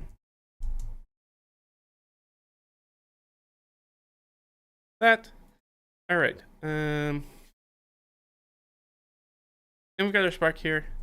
We should probably come up with a name for this plantation. We've got a couple different ways to name things. Let's go ahead and go over here. I got some name stuff up here, so let's do a D6. Bop, bop, bop, bop, bop, bop, bop, bop. 5. Okay. 5, feature and function. Okay, so it's going to be something plantation. Feature could be, I mean, feature function, we could switch that around and be like function feature and just call it Plantation Island. Or Plantation Isle. Yeah, I like Plantation Isle. Sometimes it always seems like a very plain name, but that's honestly how a lot of things are named in the real world. Like, how many places do you know that are called, you know, Monteverde or Green Mountain? Or we're not very original about naming things in the real world. So Plantation Isle was probably what people would refer to an island that's just dominated by a plantation on it. They'd be like, oh yeah, that's Plantation Isle. Now, they could name it after the person, but we didn't roll that. So I'm going to go with, that could have been something that came up under identifier, where we have like the VIP stuff down. You can see my stupid head's in the way. And I'm not going to go down further. That's the end of the document. It does have a place that's like a VIP, the explorer, the founder, leader, magic user, military hero, noble, etc. Alright, so this place is just going to be called Plantation Isle. I'm good with that.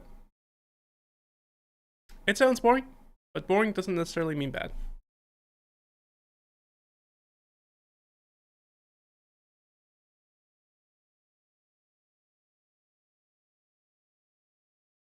There could be some other stuff that's hanging around in the water. We don't know yet. We don't know why somebody would need to go here. I don't know why my adventurers would go here. They might have problems with shipping or something else, or maybe some sort of predator has moved into the seagrass plantation. Which, I mean, I guess we could show it off. Go image real quick. Yeah, so we're looking at stuff like this. So I mean, like, a lot of it's underwater. Plantation itself is on there, so they've got people who are like diving underwater and dealing with this stuff, and probably they have some shallows that they work off of. But yeah, that's what we're dealing with. So usually pretty biodiverse area, so it makes sense that maybe like a big predator has moved in there. We might have to deal with an underwater threat. Maybe a penguin, or who knows? We can kind of pick and choose. Could just be a big old shark. Could be, I mean, we could go up and be like, it's a dragon turtle. But dragon turtles be a little bit of a high CR for where we are. All right. Hey. Sometimes, like I said, sometimes the locations have a whole bunch of stuff. Sometimes the locations are pretty simple. Now let's get down here. Or make sure that you guys can plenty of ways to see this. We got a dragon theme for this one. Baron's keeping Bailey. We're gonna need a Baron. I'm trying to remember.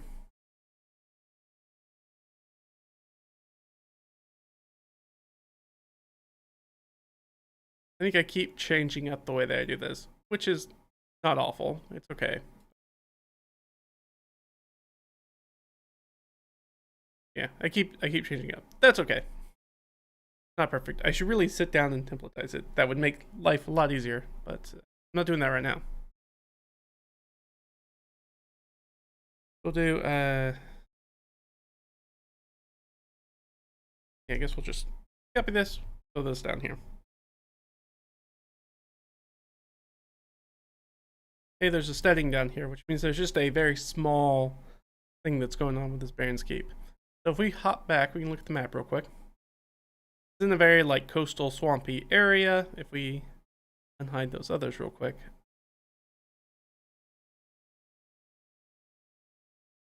Yeah, so it's kind of connected to the south. So there's a bit of some low-lying land there. This is kind of a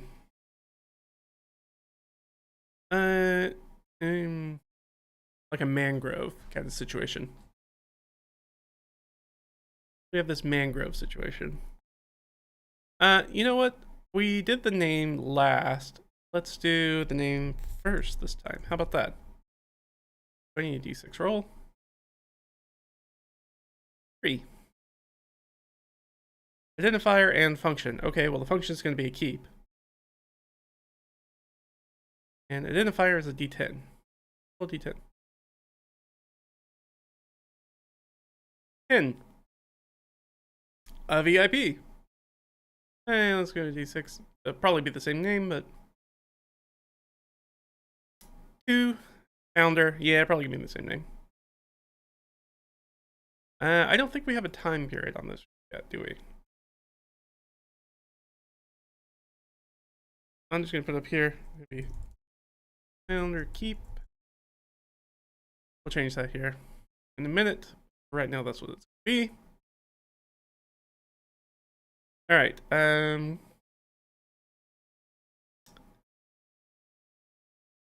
So question, I need to know the age of this place.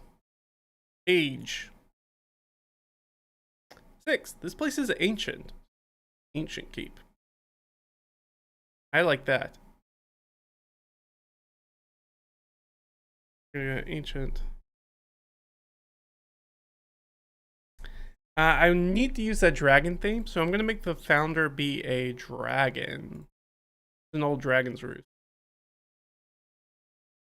I might change this to roost.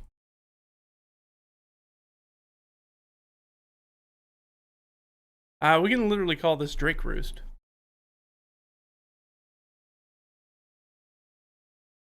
I like that.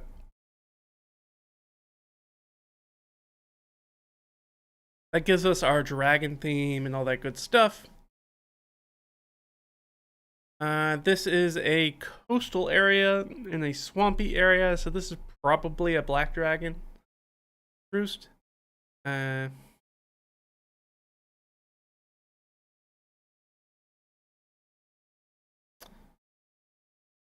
Yeah, let's change the name. So say Umber's.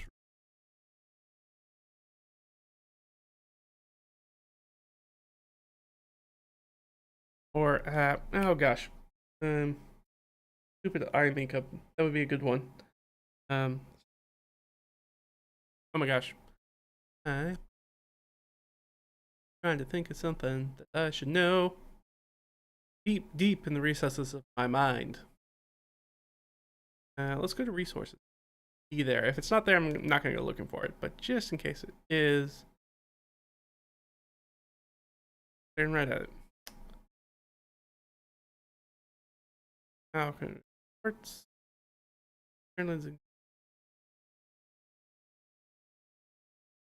Is antimony the thing that I'm thinking of? I think antimony might be the thing. I'm thinking it's A for some reason. That is not right. I think that's right. Let me. Right? Eye makeup? Yes. Okay, so it's eye black. We're gonna call it antimony. Roost. And Umbra's also very good though. You know, Umbra's Roost is a little bit easier to say. We'll go with that. I changed my mind. It happens. Alright, so we have this ancient dragon's roost. They've taken over. I love it.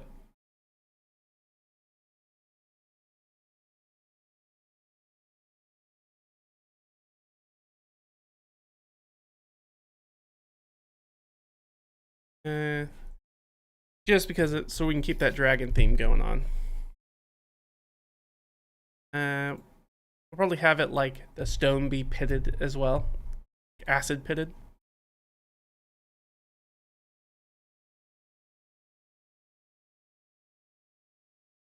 I like it. I like it a lot. And which would probably make it be like a weird acidic fin as well. I'm getting down in the weeds. You don't need to get that far down in the weeds. That would be fun. All right, let's do a spark table. I'm staring at it. 2817. Expand. Expand hope. Okay. Don't know what that means yet.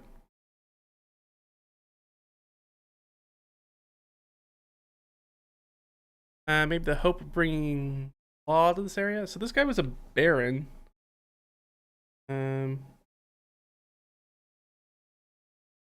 Looking at my documents because I have the Parza.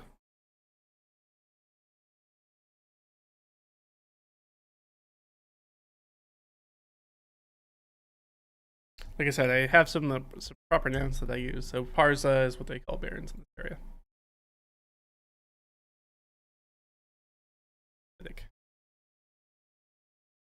Mangrove swamp. All right, we need some information about our baron. Go ahead and roll for those. That's a D100 on our history. So it's a little down in the weeds every time I have to roll for NPCs, but it's fun. I like making up NPCs. 23.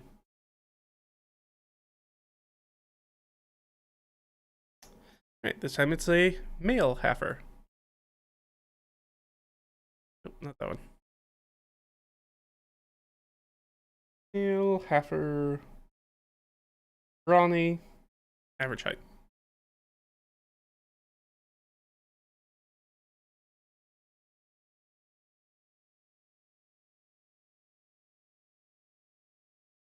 I should really start have a 2d6 roll for age. I need to start including that. I always leave that ambiguous, so everybody kind of, NPCs get in my world can sometimes often end up kind of being about the same age. I shouldn't do. Not good. That's not good DMing. I should rectify that. Focus is in other ways. Alright, quiet leader logic line. That here. Here. Nice. Alright. Easy peasy.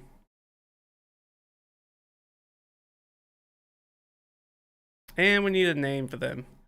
So, almost assuredly, but are they named Arabic? Yes, certainly are. That means that we need another D1 hundo. We need 60. Lead.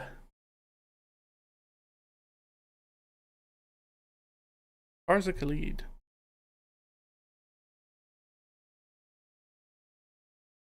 Yes.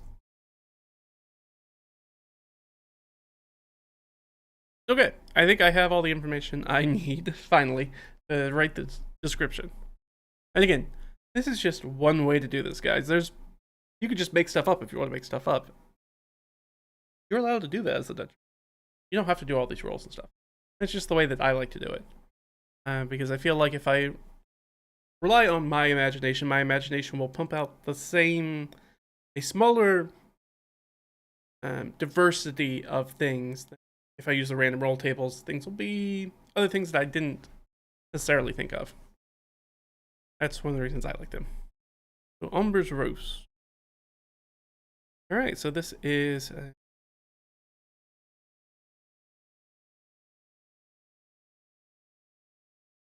acid. Keep. Bailey. Rises out of the surrounding mangrove.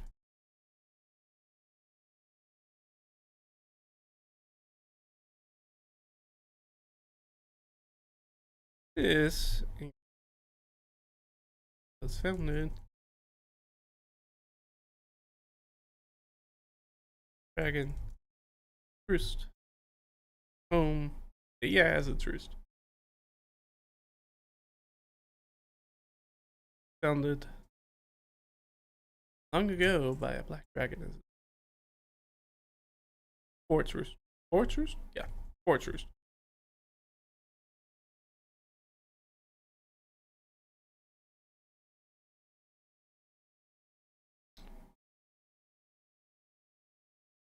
It has been converted.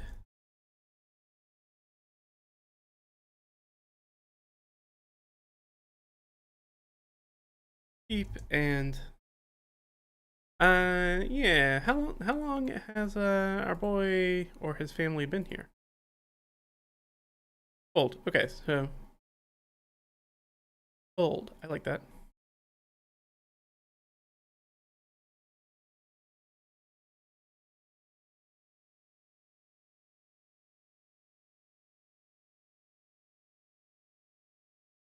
And we'll say parcel.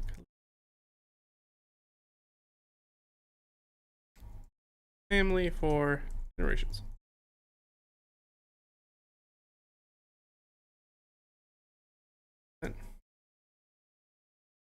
Find us that is Baron.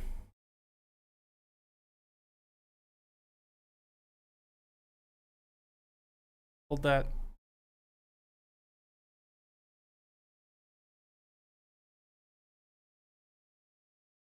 Need is a male heifer. Don't need to say he's average height because we're going to always assume average height unless I tell them that they are different height.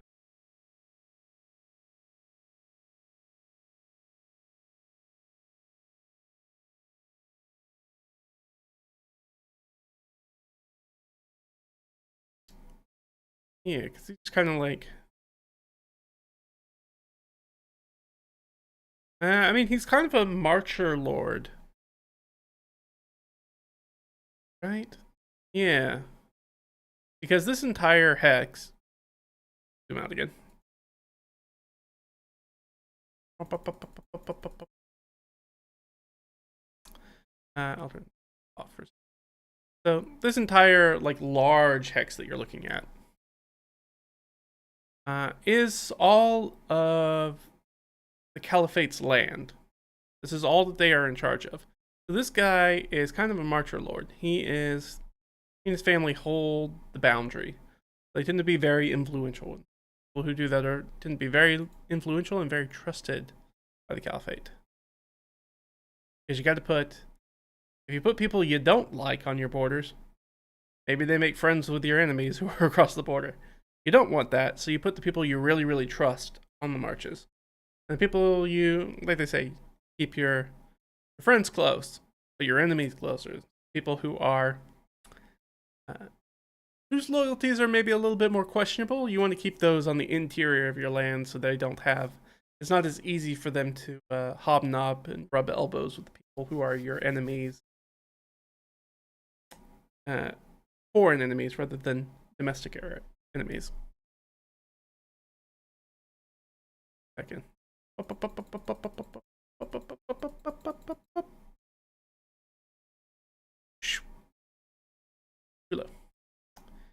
Here we go. Slumber's room. Yeah.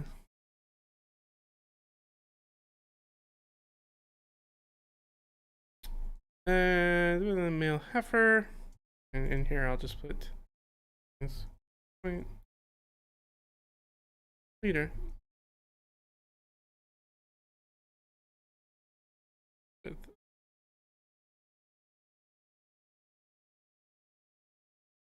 And I should use the same format I was doing. It's written in a different format.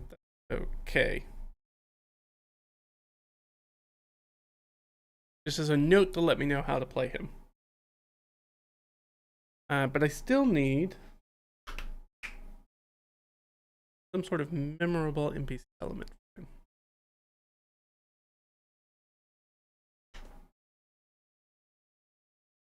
All right, he has some sort of bad habit, or he fidgets. Fidgets. He's extremely fidgety.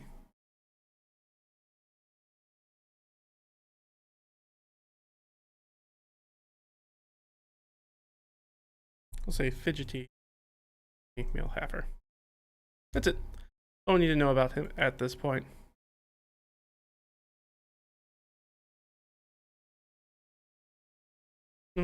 As trusted allies.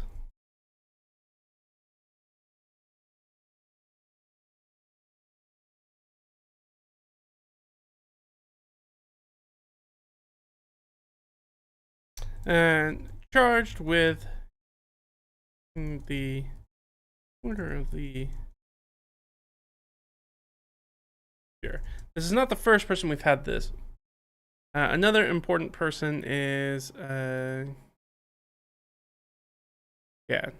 Mirador Fayez.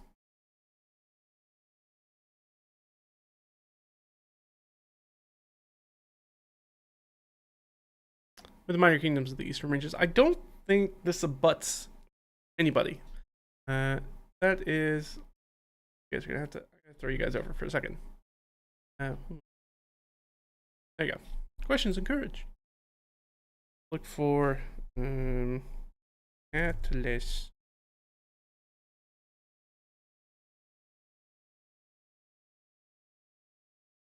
Oh, nope. They brought up a video game file. That's not what I'm looking for. Yes, yes, this is what I'm looking for.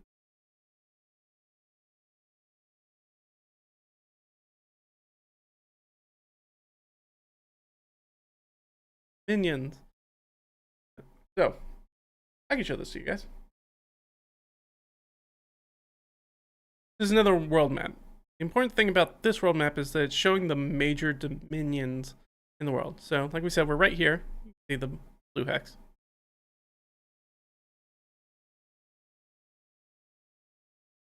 Yeah, so they don't have any major players around them.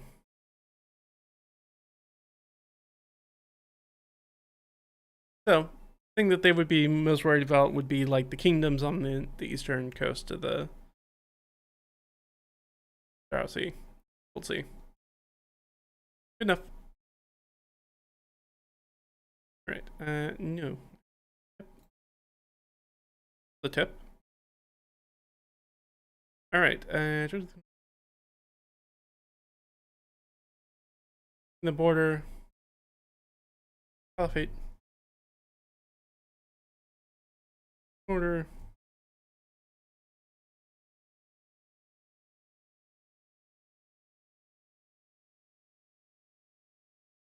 kingdoms, the eastern,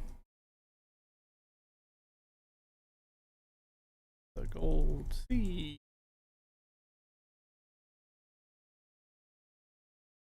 That's it.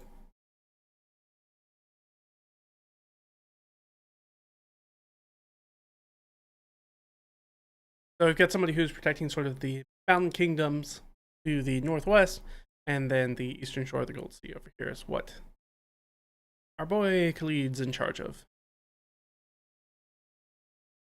I think done here.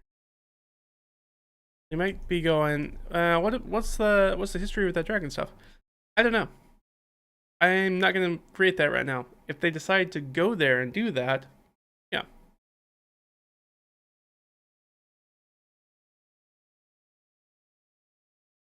I guess we could add in here the swampy mire. Let's say the mangroves. They keep feigned strongly acidic.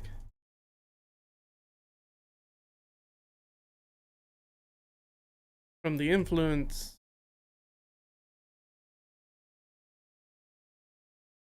founder.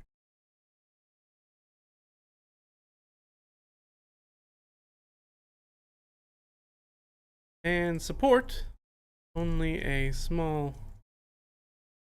setting. There. We've got this small setting. There's not a lot of people here. Actually, this should be more. This is a 5th level. This is wrong. This is wrong. That should be more than a setting. Silly. That should be a hamlet. Setting is just anything that's like up to 50 people, but a hamlet is because we went 1 level up. That's why I screwed this up when I was doing it. Which is anywhere from 50 to 400 people. So I did this incorrect. 185. I like that.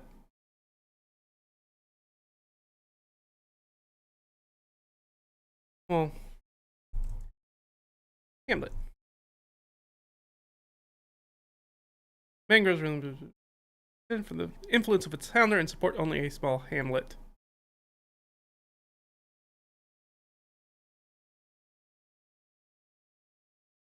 So this is a place, like, the keep is here because it's a very... Somebody's only staying here because it's a very strategic location. It's not great... Not great in the means of resources, and we look at the map and that makes sense. There's not really a lot around here. It's just really important because it keeps this very tip of the caliphate safe to have some sort of essentially military presence here. An administrative presence here. Plus, you got to keep this big plantation safe here. Technically within your lands. So this could be a thing that a point of contention here. Maybe the plantation doesn't feel like the Barza does enough to protect them. Maybe that's where the bad guys are coming from. They're coming from across the border. And maybe Barza feels like he doesn't get enough tax revenue from them. Because he's probably pretty poorly outfitted, because that's probably the main way that he gets any taxes, is probably from this plantation. Which again, the map looks like maybe huge, but remember that it's only about 10 nautical miles away. It's not that far. It's easily reachable within a day between these locations. Excellent. I think that's everything we need.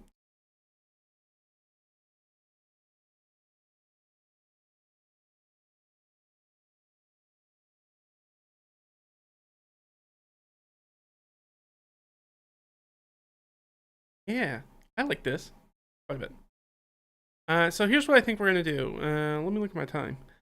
Yeah, we're hitting just about the 2-hour mark. What I'm gonna do is I think we're just gonna finish up this last one, because unfortunately I still got a few other things to do.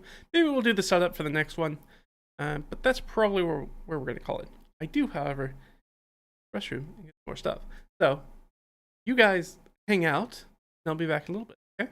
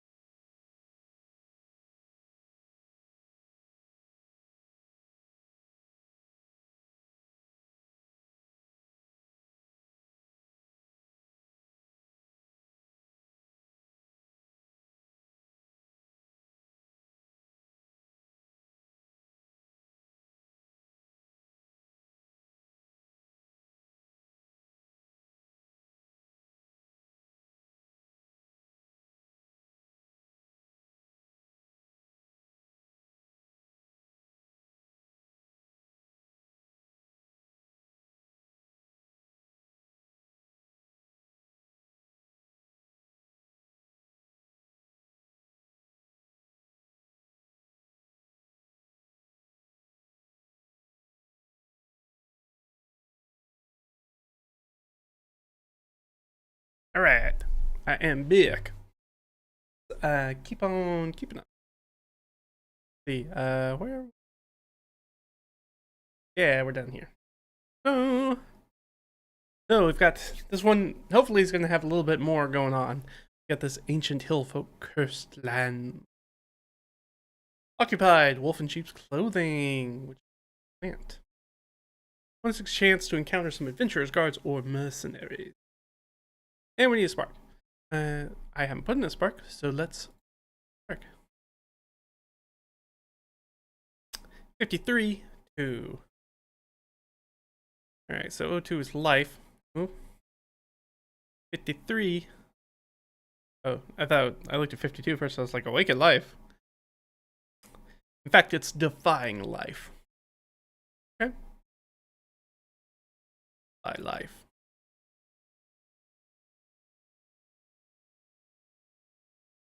Oh. Easy. Alright, so these are ancient hillfolk cursed land. Down here. So this is a watery area. Now, remember, because we're zoomed out on stuff on the hex, just because there is water here, just like with the plantation, just above it. Just because we see water in this hex, just means that this hex is mostly water. So if we zip down to the next level and we magnify, enhance. As we do that, there's probably going to be some little islands and junk that are down there. It doesn't necessarily mean that it's underwater, but it could be underwater. Let's learn a little bit about this plant. I am not super familiar with this. Wolf. And she clothing. Here we go. This is even from question from the infinite staircase. It looks like a bunny. Not a bunny. False appearance. The wolf in sheep's clothing is motionless except for its lure at the start of combat. Change on initiative.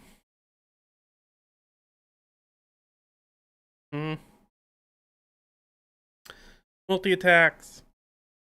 What's the TC? So this thing's CR7.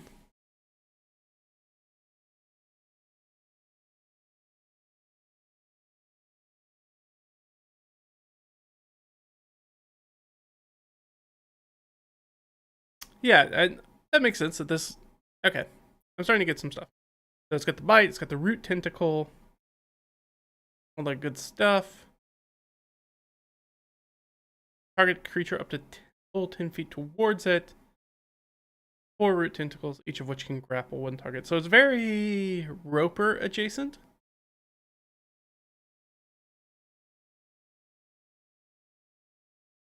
I hate so much of the new writing where it's like, hey, this thing is grappled. When it's grappled, it's also restrained.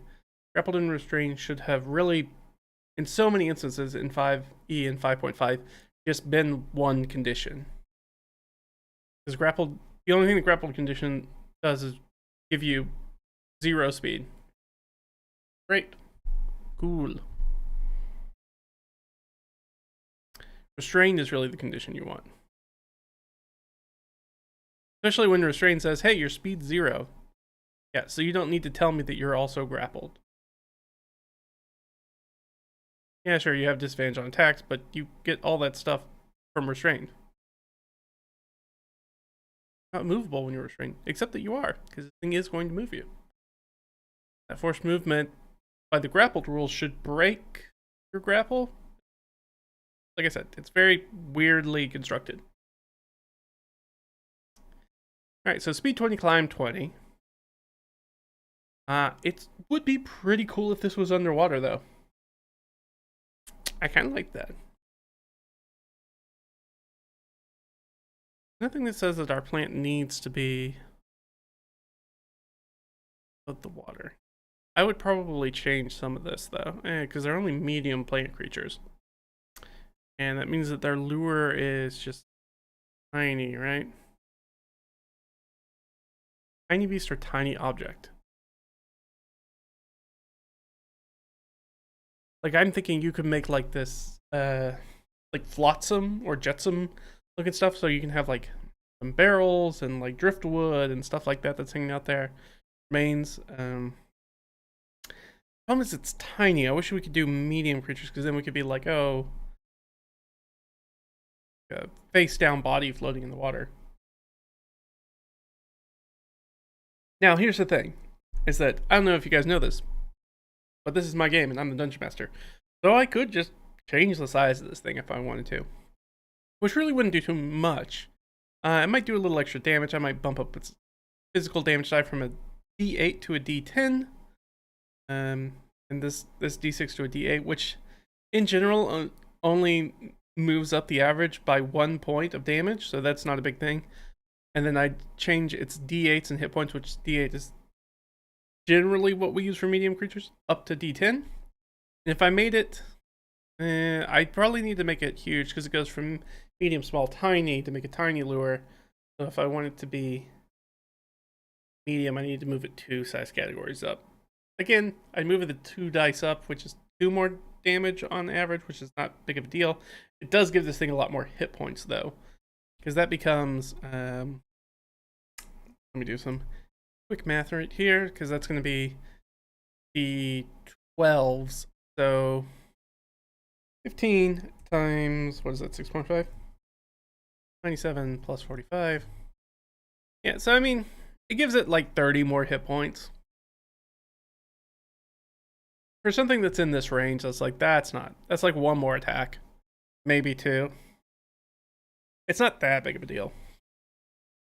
Especially for being a plant. Like, plants aren't resistant to anything. Or immune to anything, so, like, we could do it. So I could do that. But this thing is also CR7. Let's figure out that we have CR for this thing. Yeah, CR7. Gotcha.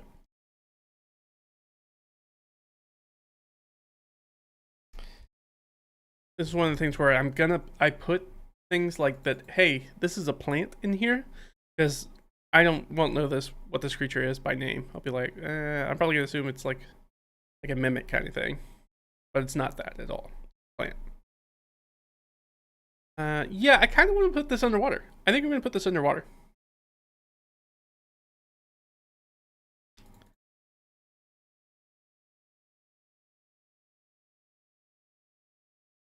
Yeah, 1/6 chance to encounter adventurers, guards, or mercenaries. Yeah, let's ask. When in doubt, let's ask. Is this underwater? I think that's more likely than not.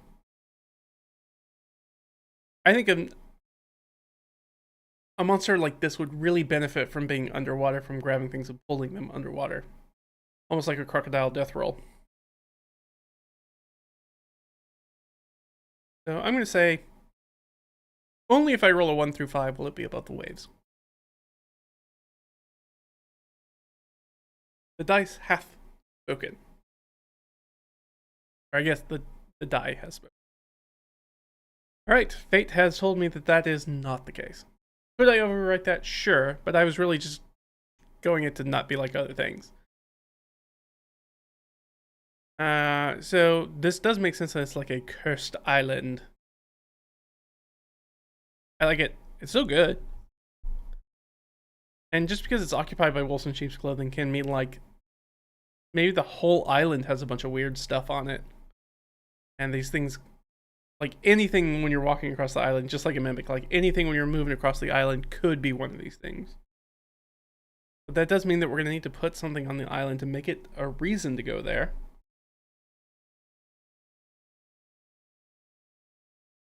Because those are the only things occupying it. There's got to be some sort of curse that's bringing people in.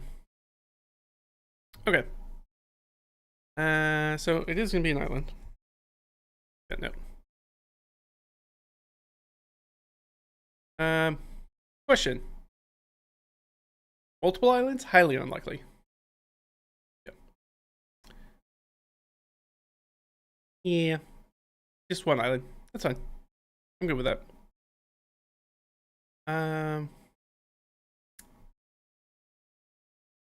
I get the feeling like we should have some sort of ruins or something on this island. Like, there's got to be some reason why people would go here, or something that's worthwhile. for being on here. The spark has defy life, which I think the spark, in my mind, is like, oh, this thing attacks. There's a reason. Basically, nothing lives on this place. Because I mean, like birds, any sort of like amphibian or anything that can come out of the water that gets on this land, these things gobble up. So like this place is pretty much devoid of fauna of any type. So it's basically just a overgrown island. Put it down here. So I'm just gonna do the overgrown. All right, we'll say island overgrown. Lush station. Because again, there's no predators, like even maybe bugs are getting snapped up by these things.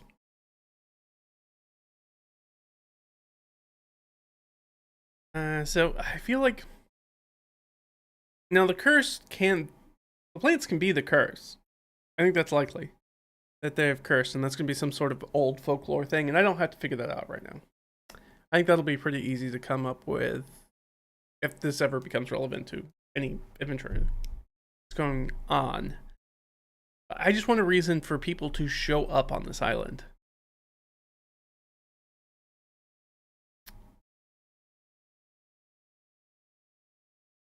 It kind of makes me want to pull out the old Questomatic. Maybe I'll do that.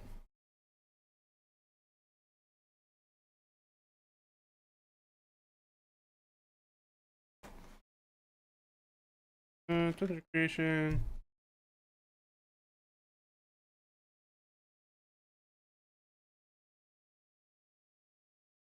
On my dungeon making stuff.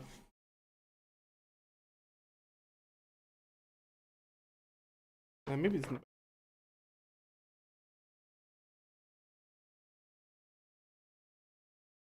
Chamber descriptions, dressing. Nope, sure not in here. Okay. Fail. Oh, you know what? It's on this other dock. That's why. Wrong enough.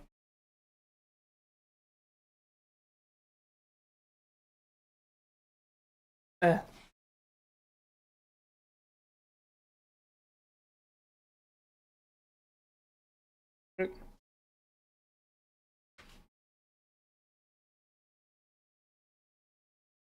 Yes, this one will work. Simple Questomatic. Subject wants something, something, something. Let's see if something like a reason somebody wants something from here. That's something ordinary.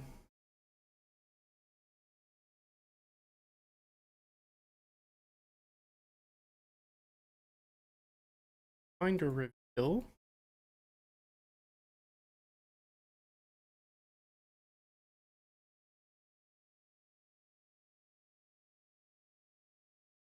Oh yeah, that'll do easily. Yeah, that's very, very simple. So simple. Love it when it's that simple. I think we've talked about the simple Questomatic before. If you haven't ever seen it before, it's just a very simple way to generate generic quests. It's like, who's the person? What action do they want you to take? To do and act upon what sort of object? And then it's like, oh, do you want to put a timer in it, and do you want to put a location on it, etc. But do that. All right, so there's NPCs missing. Missing NPC is basically it is. And that's just going to be a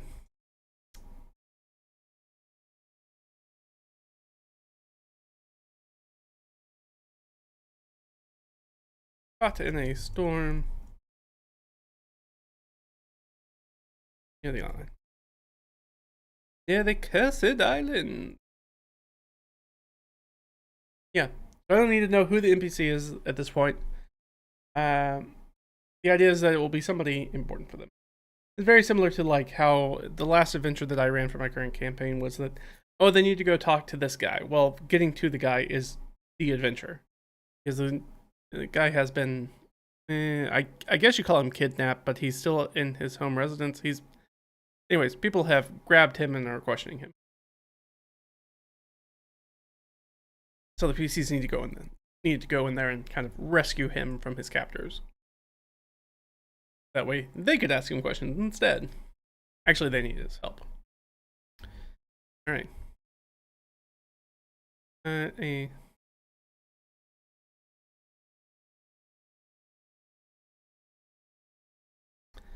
This island is land of local hill folk. Hill folk is a very generic term I use for people who are not incorporated into the broader civilization. So these are people who live in the caliphate but aren't really part of the caliphate. They're like literally hill folk. They're like people who live in the hills, or they're nomads, or anybody who just kind of doesn't follow general area. They're kind of like on the fringe of society. And that can range from everything from like Romani, Gypsy Romani kind of people, all the way to like real weird, like hills have eyes deliverance stuff. Like that's a full gamut of people. Some of these people are really nice or really like rustic, and some of these people are real scary. You don't know who they're going to be until you interact with them.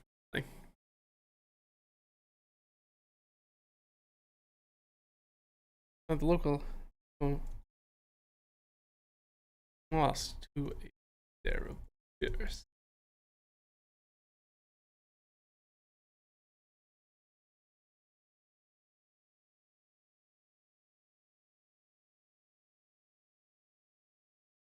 Island is Dutch. It's lush. Overgrown vegetation.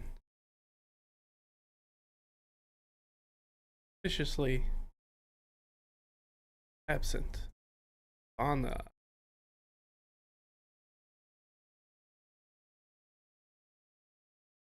Sights and sounds. Fauna. Of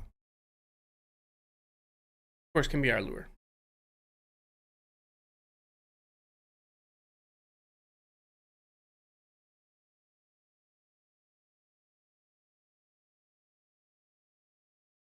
So I could put a ship or an NPC.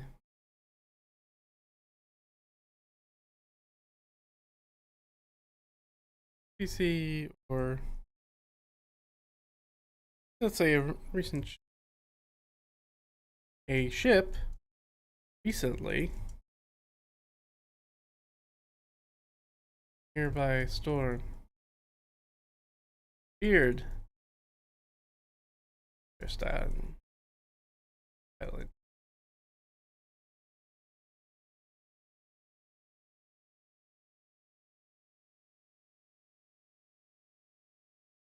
We'll say a passing ship.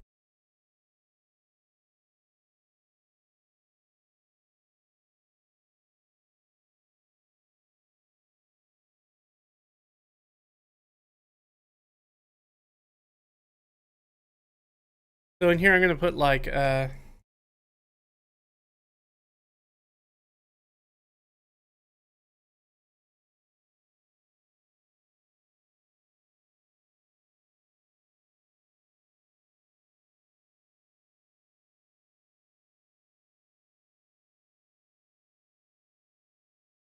I'm putting a note in here for it to be like, hey, the quest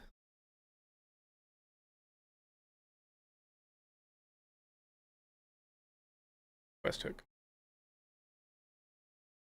The quest here is like, hey, a passing ship found a nearby storm and disappeared near the cursed island.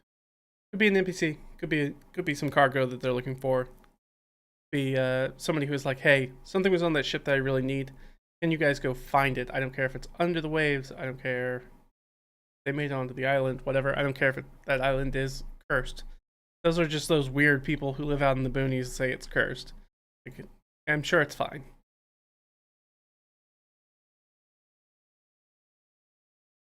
So, Place is occupied. Oh.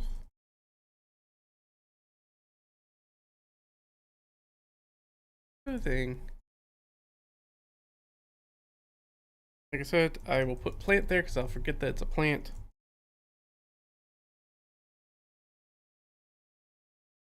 And I think we got all that.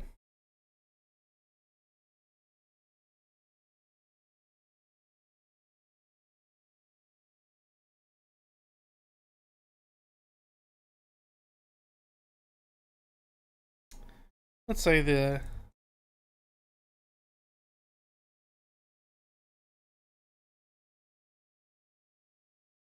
rumors of the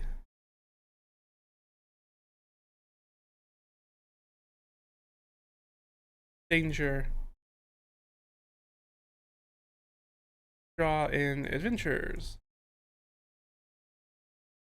Extension of adventures. Guards. Mercenaries. Area. A experience encounter adventures.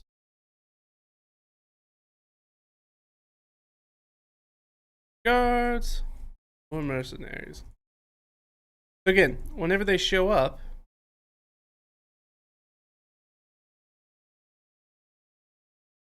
my players decide to go here, or I send them there.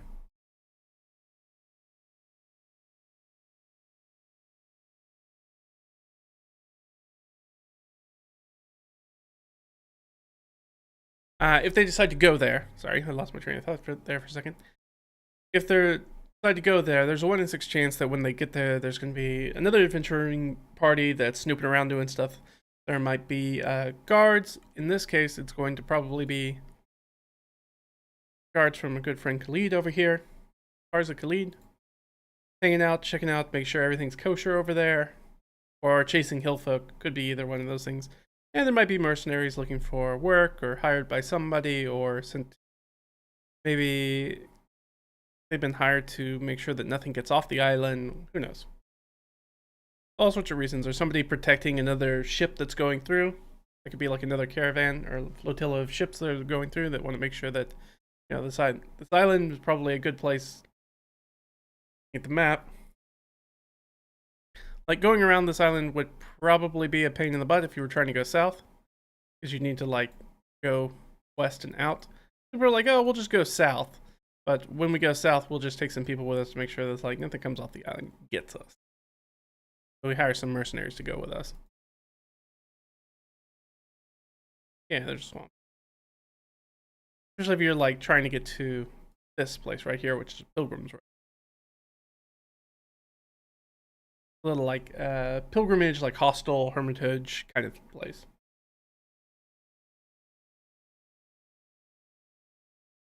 Alright. So this could be a real fun one. I like this. We need a name for this place. So this island is an ancient homeland of local hill folk lost to a terrible curse. The island is lush with overgrown vegetation. What is the curse? What are the specifics of the curse? I don't know. You're gonna have to talk to them about it. Good luck. You gotta track them down first. The island is lush with overgrown vegetation, but suspiciously absent of the sights and sounds of. A passing ship, NPC or cargo as a quest hook, was caught in a nearby storm and disappeared. Near. I got near in there twice. Caught in a storm. It's a terrible storm. Caught a passing ship was caught in a terrible storm and disappeared. Cursed island. Weird. We'll say off the curse.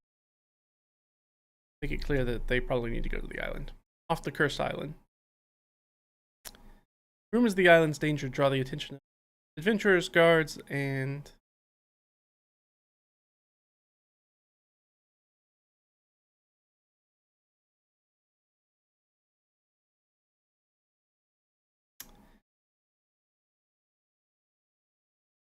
yeah, that's fine. Rumors of the island's danger draw the attention of adventurers, guards, and mercenaries to the area. I'm gonna think about rewording that, but that's fine. Because technically, I don't generally use this as read aloud text, but I could. I always write it as if I could do that. But then I was like, then it's right down there. But I was like, I'm not going to read that there's a 1 in chance to encounter adventurers, guards, and mercenaries. That's why I bolded it. And our spark is... oh, right, the occupation. Occupied. And that's occupied by wolf. And... yeah, there we go. In.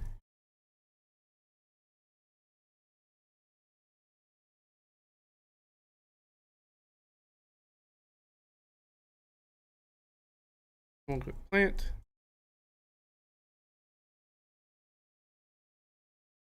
So with it being a CR7, an APL-07 location, and it being a CR-07 monster, the idea is that they will probably run across, have to fight a number of these. Especially if they are looking for the island or combing through wreckage, or they need to come onshore to follow the NPC or something like that. Or if it's like cargo that's washed up on the shore and they need to look through it. Like any pieces of those cargo could be this wolf in sheep clothing lure. Which I might, again, change. I might upsize them, because that gives me a lot more versatility than their lure only being tiny. There's only so much tiny stuff for. So we need a evocative name that people would call this place. The cursed isle is very easy, but maybe too easy. It's likely that there are other cursed places, so I don't necessarily want to call it that.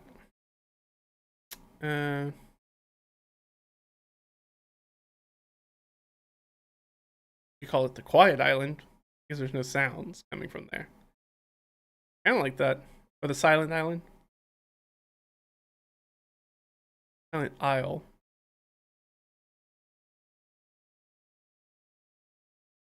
Or, I was going to say the Still Island, but I think I named something else very close to that earlier.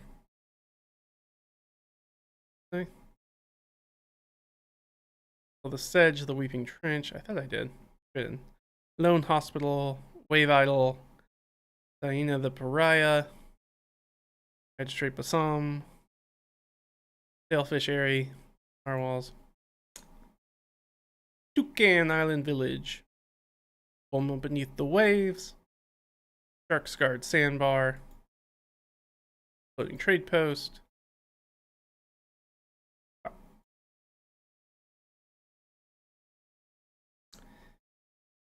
Bars, Stormwood Keep, Bars Rest, Smoldering Grave Pit, the Black Hand Storehouse. Okay, maybe I didn't. Maybe I'm thinking of something else. So I could call it the Quiet Island. That's pretty good. I was trying to think of different. Maybe I should just look for synonym.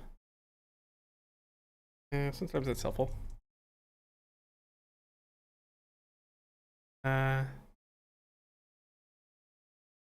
Ooh, the Shy Island's very nice. I like the Shy Island. Actually, I'll just call it Shy Island. I like that even better.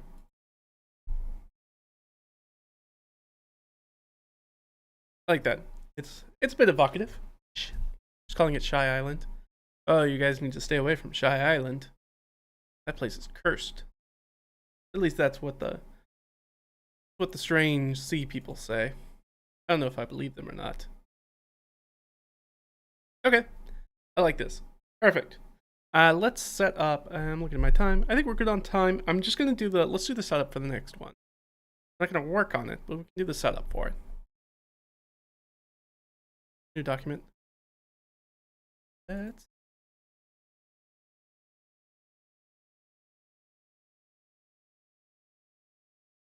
why I have Final Fantasy Battle music in my head, but I do.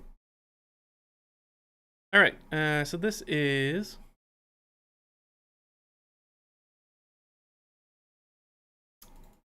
eight hex. Go 8 hex, and then let's look down here. What do we got? 1, 2, 3, 4, 5, 6. 3, 6. Got me click thing. 7, 8, 9, 10, 11, 12, 13, 14. Yeah, we got a bunch down here. Good place to cut it off. This guy's will probably take me some time. 16. Right, smack in the middle, because 31 total hexes. Wrong thing. 18, 19, 20, 21. 19, 20, 1. Gosh, every time. 21, 22, 23. Sorry. 2, 2, 3. 8, 9, 30. 8, 9, 30. Right. So, there is a bunch of stuff here. You might go, hey, if you're new to this, if you haven't seen me do a whole bunch of mapping stuff before, it'll be new to you. Hey, why are there like no locations over here and then like a buttload of locations over here? So the number of locations, how I choose where they are, is dependent on larger settlements around them. Pocatahira, which is a large city, is around here, so there's more stuff clustered around this city. So you'll notice that there's quite a few. There's a whole bunch of points of interest down here. Further we get from these large settlements, and that stuff kind of peters out. And you have these areas where there's not a lot going on. You have places like here that's got 2 different sets of remains. Very cool. But once you get over here, yeah, there's a whole bunch of stuff. Right, and we've gotten to the point where I don't think I pretty much stopped putting stuff in here. That's okay. All right. It's clearly like, this is taking too long. I need to just chew through these. I'm going to have to come back and look at them all again anyways to make the key, which is what I'm doing now. So I might as well just burn through the rest of this map. Though I think, yeah, so what I did is I did like some of the bigger areas where I knew a bunch of stuff was going to be, then I kind of came back. Filled in a bunch of stuff. That's why some of these are right next to each other in close proximity to each other. Either have stuff on them, and then sometimes they do have stuff. A lot of these I didn't even do a theme for. It's okay. Quickly acceptable. So, to make this easier, I think what I'm going to do is I'm actually going to pull the guy out. Oh. Ew, that's not what I'm trying to do. I hate it when it does that. Second. One moment. I hate it when it does it. This is a new upgrade to split screen that I absolutely hate. No, I'm trying to... Thank you.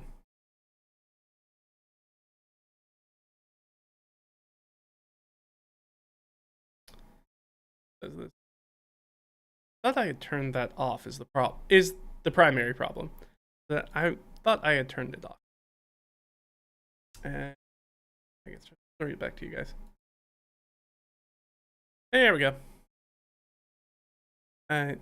So this is the thing now when you try to, because now all browsers do this split screen thing for browsers, and I'm like, I could already do that with browsers and whatever. But now that's like the native thing when you try to pull a tab out, is then it tries to split screen it. I'm like, I'm not trying to split screen it. I want to put them next to each other like this. I don't want them to be the same tab. I want to look at both the tabs. And I thought I had turned that off, that behavior off, but maybe I only did in Firefox. Telling you to do. Yeah. Okay, so we have some wins. And here's what we're doing. We can boop. 3, 2, 3, 3, 3, 1, 2, 3, 3. We got a bunch of stuff going on in this X. So I do want to make it clear, because I think it's clear, but just to reiterate, that remember that all these hexes, even these little hex guys, zoom into another layer. There is a whole nother layer of smaller hexes with. So everything, all of these points of interest that show up are those things that are APL 5 to 10, so that second tier of adventure. So within each one of these hexes, there is the possibility to have a whole bunch of adventure sites or other points of interest that are for adventure tier, that first adventure tier, so levels 1 through 4. So it's one of the ways that it's very easy for me to make a vertically stacked campaign by being like, okay, I can pick one Atlas hex, which is 17 through 20, but then that's going to have a whole number of hexes that'll be everything I could want to do from levels 11 through 15, or 11 through 16. And then within those, I can have all sorts of stuff that I can do that is this level, which is 5 through 10, and then within that is a lot of simply 1 through 4. So if I vertically stack that, if I take the Atlas hex and I choose one county hex within that, and one region hex within that Atlas hex, and then one county hex within that region hex, that means that I only have to make like that small boulder island that I showed you, and that's like all of my levels 1 through 4 can happen there.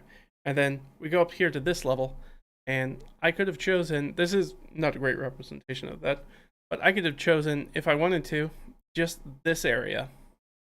Been like, okay, all my levels 5 through 10 adventure can be within this one kind of larger hex. And then we'd zoom out one more and be like, okay, well, all my region stuff's going to happen within this hex. And then once we fully zoomed all the way out, which would be getting when we got up to level 17 through 20, all that adventure could take around here. But only, you can see these, the ones that have names on them are things from that Atlas hex size. So, except for the waters, filling in the water as I go. But the Rotund Folio Redoubt, the Za Silver Mines, actually that's two different things. There's the Silver Mine site, that's the name of a big river. Map to Shabira, which is one of the cities, Paleve Prajan, which is the island that they're already on, which is what I did with this island.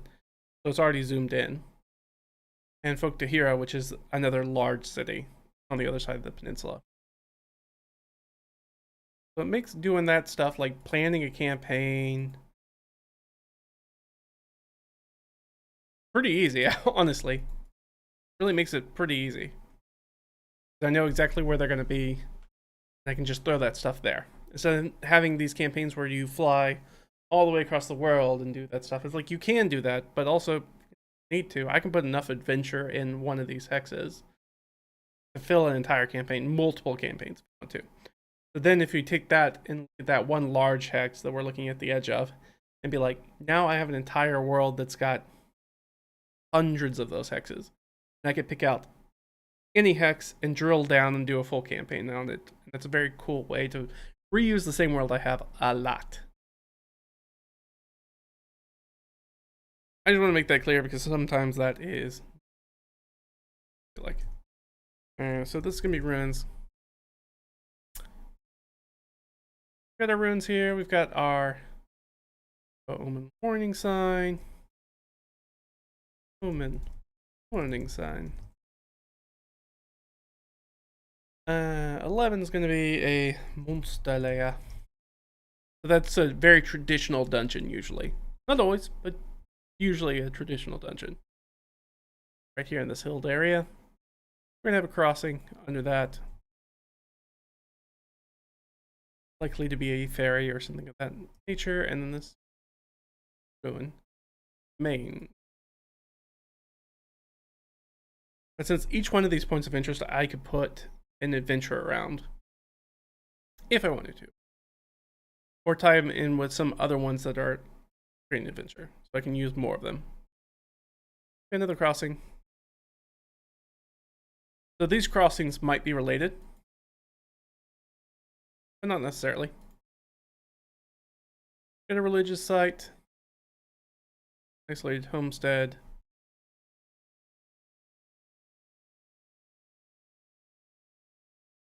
And religion plays a very, very large part in the game that I run. Because it's a thing that I don't see gets addressed in a lot of games. And I'm like, the church, like thinking about the true like medieval-esque kind of history, or just of any place, not just Western Europe, religion is not only just incredibly important, it's also very influential as an organization, as a large faction within the world. They move and drive a lot of stuff that happens. And it makes a very easy friction between kings and churches, where you can get stuff like the dissolution of the monasteries and stuff like that. Really be a very interesting background for a campaign. My current players, and I've got a cleric who's really leaning into it.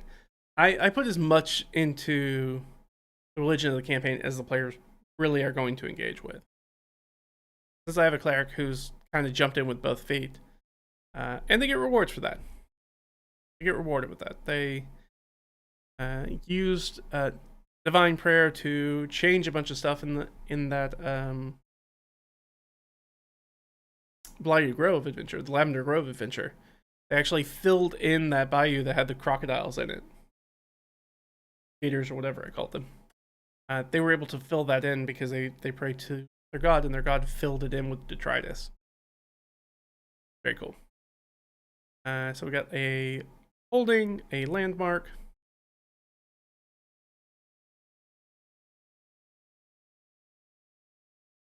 These ruins.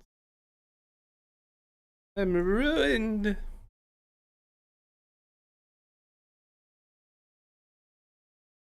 And then we've got a wandering monster.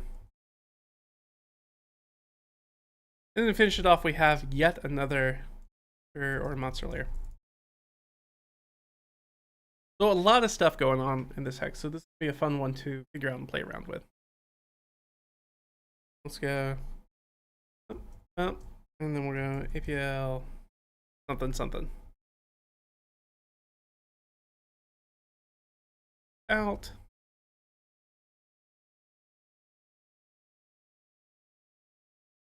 So when I come back to this, I'll be using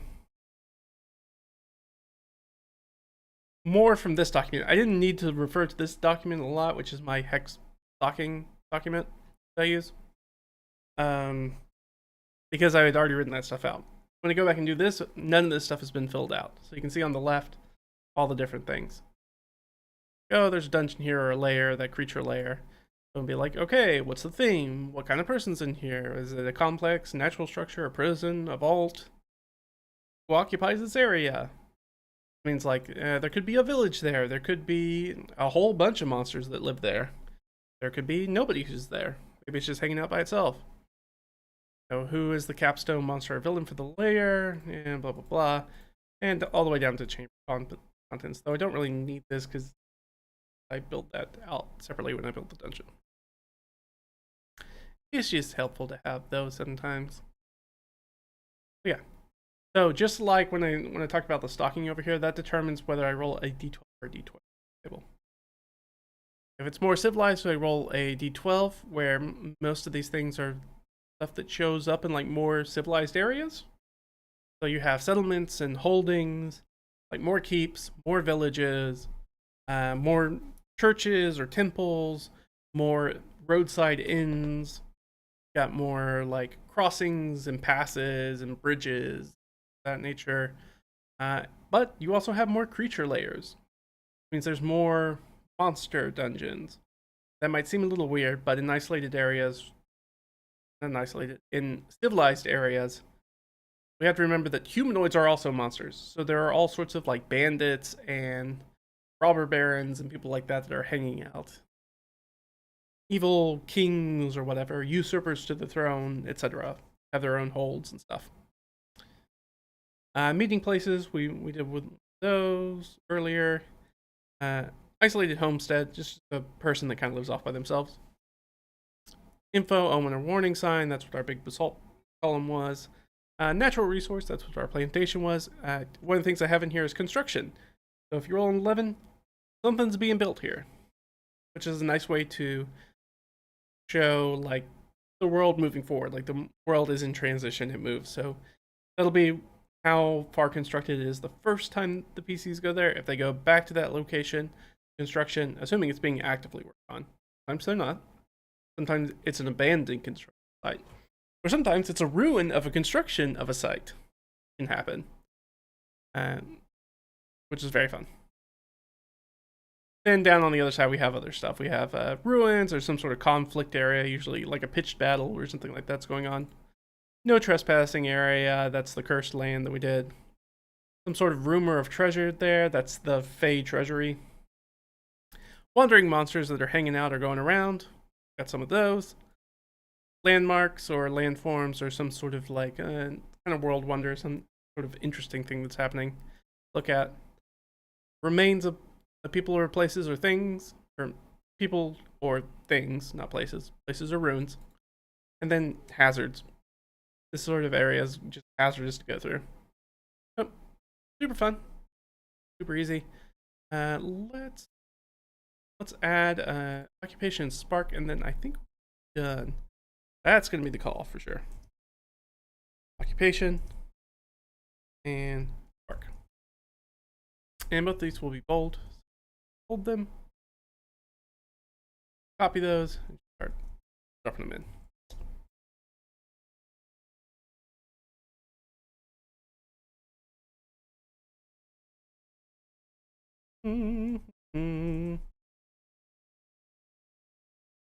Up, up.